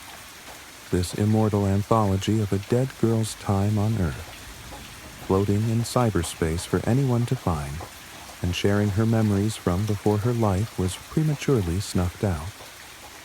I found pictures of her laughing with her friends, smiling at a dance, blowing out birthday candles. I saw random posts ranging from her excitedly proclaiming she'd gotten her learner's permit to complaining about failing some biology test. All these moments of this girl's life, both significant and insignificant, were here forever. Memories accessible to anyone that cared to find them. And really, her appearance at the gas station wasn't much different. Though that memory was supernatural, unfolding in real time over a real place, it was, in essence, the same. Just some moment of her existence that unaffiliated people such as myself were able to witness. Though whether or not I had been the one to see it for a reason, or my witnessing of it was just as inconsequential and random as me scrolling through her Facebook page, I felt that I was a part of this girl's story now, and it was my duty to help her however I could. But by August, she still hadn't come back, and strangely, neither had Officer Brady or the biker, or even the scratch-off lady. There was only one other occurrence of the sign flickering, and I guess it was either a no-show ghost or a fuck you from the universe, 'cause no one ended up coming in. I got worried that whatever supernatural phenomenon had been taking place was over just as suddenly as it had begun, and that I'd never see her again, never be given a chance to atone for my apathetic complacency that night when I could have paid more attention to a situation that was obviously suspicious. And, even worse, I was shipping off to college in just a couple of weeks. My remaining days at the pass and go were numbered. So, on August 3rd, while sitting behind the counter in the dead of night, waiting for the purgatorial replay of an apparition's final stop on the drive to her untimely death, I made up my mind. If she didn't come in tonight, then tomorrow I'd take matters into my own hands. It dawned on me that Amber must have died nearby here. The only ghosts that ever walked into this gas station were those that had died on 84th Avenue. And that was true for Officer Brady, who had been shot just down the road, the biker who had crashed into the canal by the bend, the scratch-off lady who had hanged herself in the woods, and all the others I'd seen walk through those doors beneath the flickering green glow. And though I had no idea where to look, I had one thing to go off of. I'd seen the truck turn right at the turnoff. So, somewhere north of here, she must have died. And maybe, just maybe, I could figure out where. By morning, I still hadn't seen her, or any ghost for that matter, and after chatting with Tegan, my morning relief, I walked out to my car. But though I'd planned on driving home and getting some sleep, then searching later, I just couldn't resist the urge to look right then and there. And so, in my pass-and-go uniform and all, I walked over to the turnoff where I'd seen that phantom truck head right, and then did the same, walking north up the road. The sun was just barely rising over the trees, and I couldn't remember the last time I'd appreciated a sunrise. Usually, I sped home, trying to beat the sunlight to my room where I could shut my blackout curtains and crash as if it were still night. Then I'd wake up at 3 or 4 in the afternoon. But this morning, moving slowly up the road along the canal and constantly scanning for anything out of the ordinary, I couldn't help but enjoy the orange glow above the trees. By the time I'd walked about 2 miles, the sun was fully above the horizon, and cars were starting to sparingly appear on 84th, though admittedly not many, as this wasn't the most direct route to anywhere in town except the pass and go. I'd already passed the infamous bend, and even felt obligated to pause there a moment before the canal, sort of waiting in reverent silence as I remembered the stare that Biker had given me, the regret permeating his eyes. By now, though, it could no longer be considered a canal. It was a drainage ditch at best, a muddy, shallow dip off the road, and beyond it was the forest. But then, in my steady scan of the ground in front of me, I noticed something twinkling. I crouched, looking down at small shards of glass on the pavement. Almost like a vision, my mind seemed to play out this simulation, and I was staring at the man as he and Amber argued. He lost his temper and slammed her head into the window, shattering it. I noticed more twinkling coming from the grass before the ditch, and I could almost hear the sound of his boots scraping the asphalt as he kicked the glass off down the hill, trying to cover up anything that had happened. Then I noticed something yellow peeking out of the mud. I stepped down into the ditch, grabbing the corner of the plastic and pulling it out of its muddy tomb. Sitting in my hand was a faded, dirty bag of Lay's Classic, mostly empty, with just a few crumbs at the bottom. My heart raced as I recalled her placing the bag on the counter, and again, I could see it before my mind's eye. The man dragging her body out of the passenger seat, her deadweight foot scraping the bag out with her. He probably didn't even notice in his panic as he dragged her toward the forest, the bag fluttering off down into the ditch below. I walked up the hill on the other side. I stepped into the forest. My breathing started to become heavy as I walked deeper into the trees, terrified as I anticipated just what nightmarish spectacle I might be about to find. But I wouldn't turn back now. And as the afterimage of Amber's conflicted eyes appeared in my mind again, I resolved to find where she was buried so I could finally give her parents peace.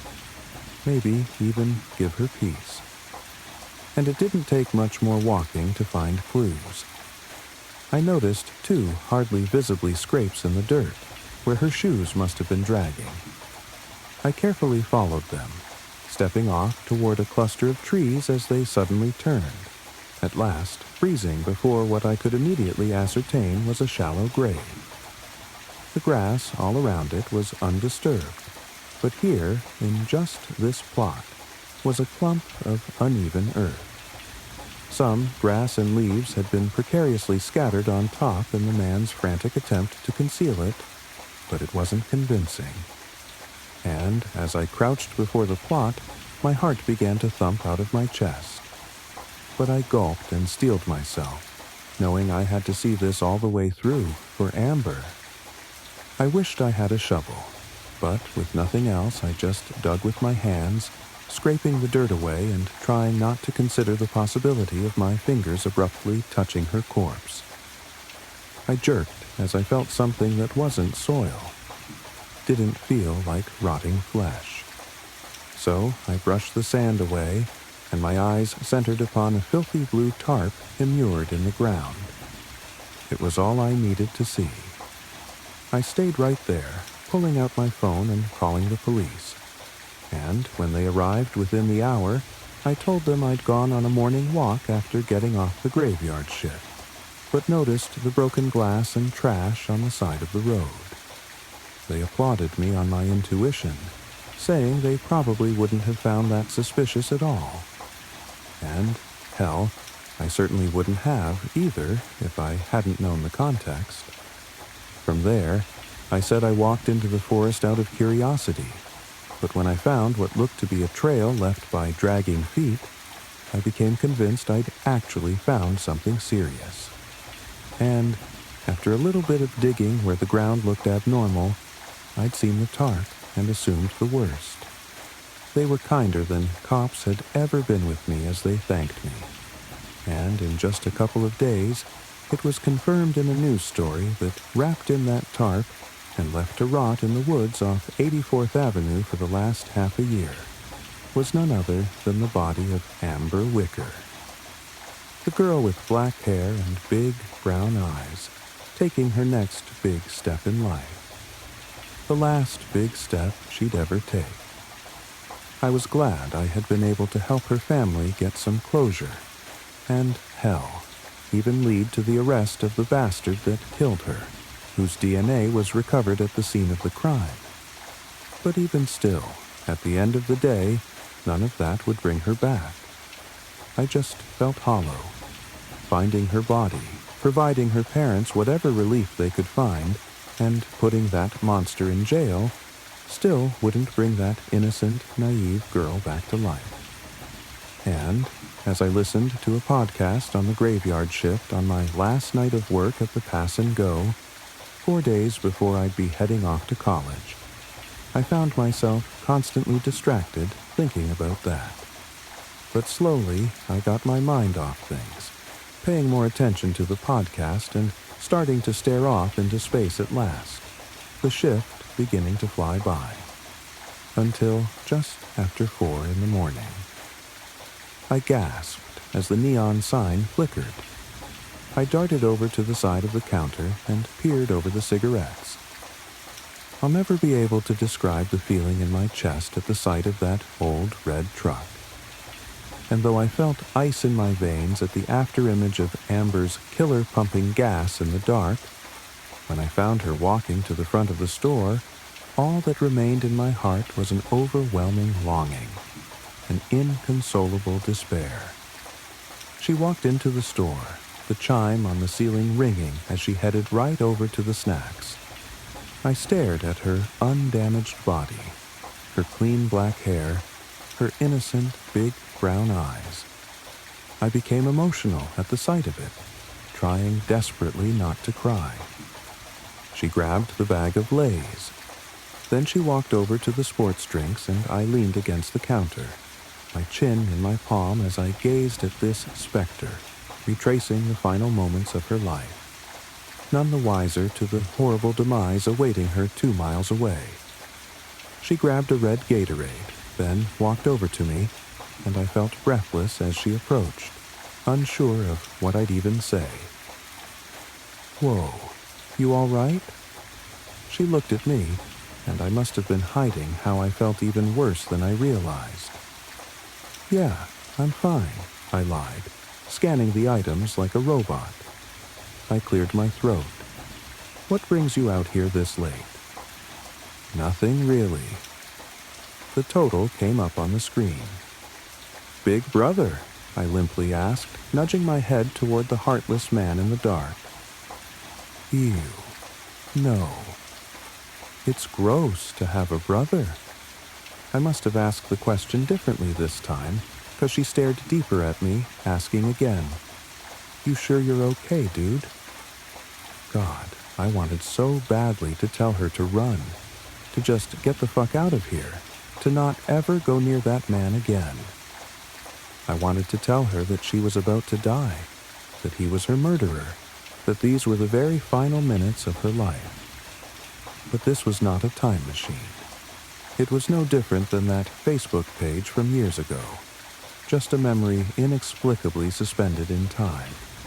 Just a brief expression of her existence that was as ephemeral an experience as her time on Earth. And nothing more. Can I ask you something? She raised an eyebrow. Sure. Have you ever done something totally crazy, just overnight? She blinked wildly, visibly taken aback by the words. Yeah, actually, she murmured. Yeah, I have. Why do you ask? I shrugged. No reason. What about you? Yeah, I did once. I had this weird inkling to follow a trail into the woods, and I found a body. Called the police and reported it. Creepy, she remarked. I let out a long sigh, handing her the stuff. Hey, this is on me tonight, all right? Oh, sure. How come? You just look like a friend of mine. I smiled hollowly. A friend I haven't seen in a while. Anyway, it's my treat. Well, all right. Thanks. She took her unceremonious last meal, then turned over to the door, walking toward the oscillating neon. Have a good rest of your night, Carter. She glanced at my name tag, smiling slightly at me. It broke my heart. You too, Amber. Huh? I said you too. She stood there a moment, as if debating whether or not she'd heard me right the first time. Then she turned around and walked outside. But I couldn't just sit there, and before I knew it, I was running around the counter, shoving the doors open and stepping outside. I bit my tongue at the gash on the back of her head, the blood dripping down her hair and onto the back of her top. I had guessed that that had been the cause of her death, but evidently I was wrong. Because as she turned back toward me, I found her blue face and the purplish bruising of a seatbelt around her neck. Her clothes were covered in dirt and blood, and the Lay's bag was empty and faded, mud clumped all over it. The bottle of Gatorade was halfway empty. I trembled as I found her teary gaze, the desperation and regret staining her painfully cognizant big brown eyes, not innocent anymore. Thank you, she whispered. I couldn't possibly muster a response. And then Amber turned, the afterimage of her corpse climbing into the passenger side door of her murderer's truck. I remained frozen in place, my eyes following every last fleeting second of Amber's existence as the taillights glowed and the engine hummed. Then the truck pulled off, pausing at the turnoff. And then, as it pulled away, turning right on 84th Avenue and heading to her shallow grave, the neon of the sign stopped flickering, leaving me standing there alone again in silence.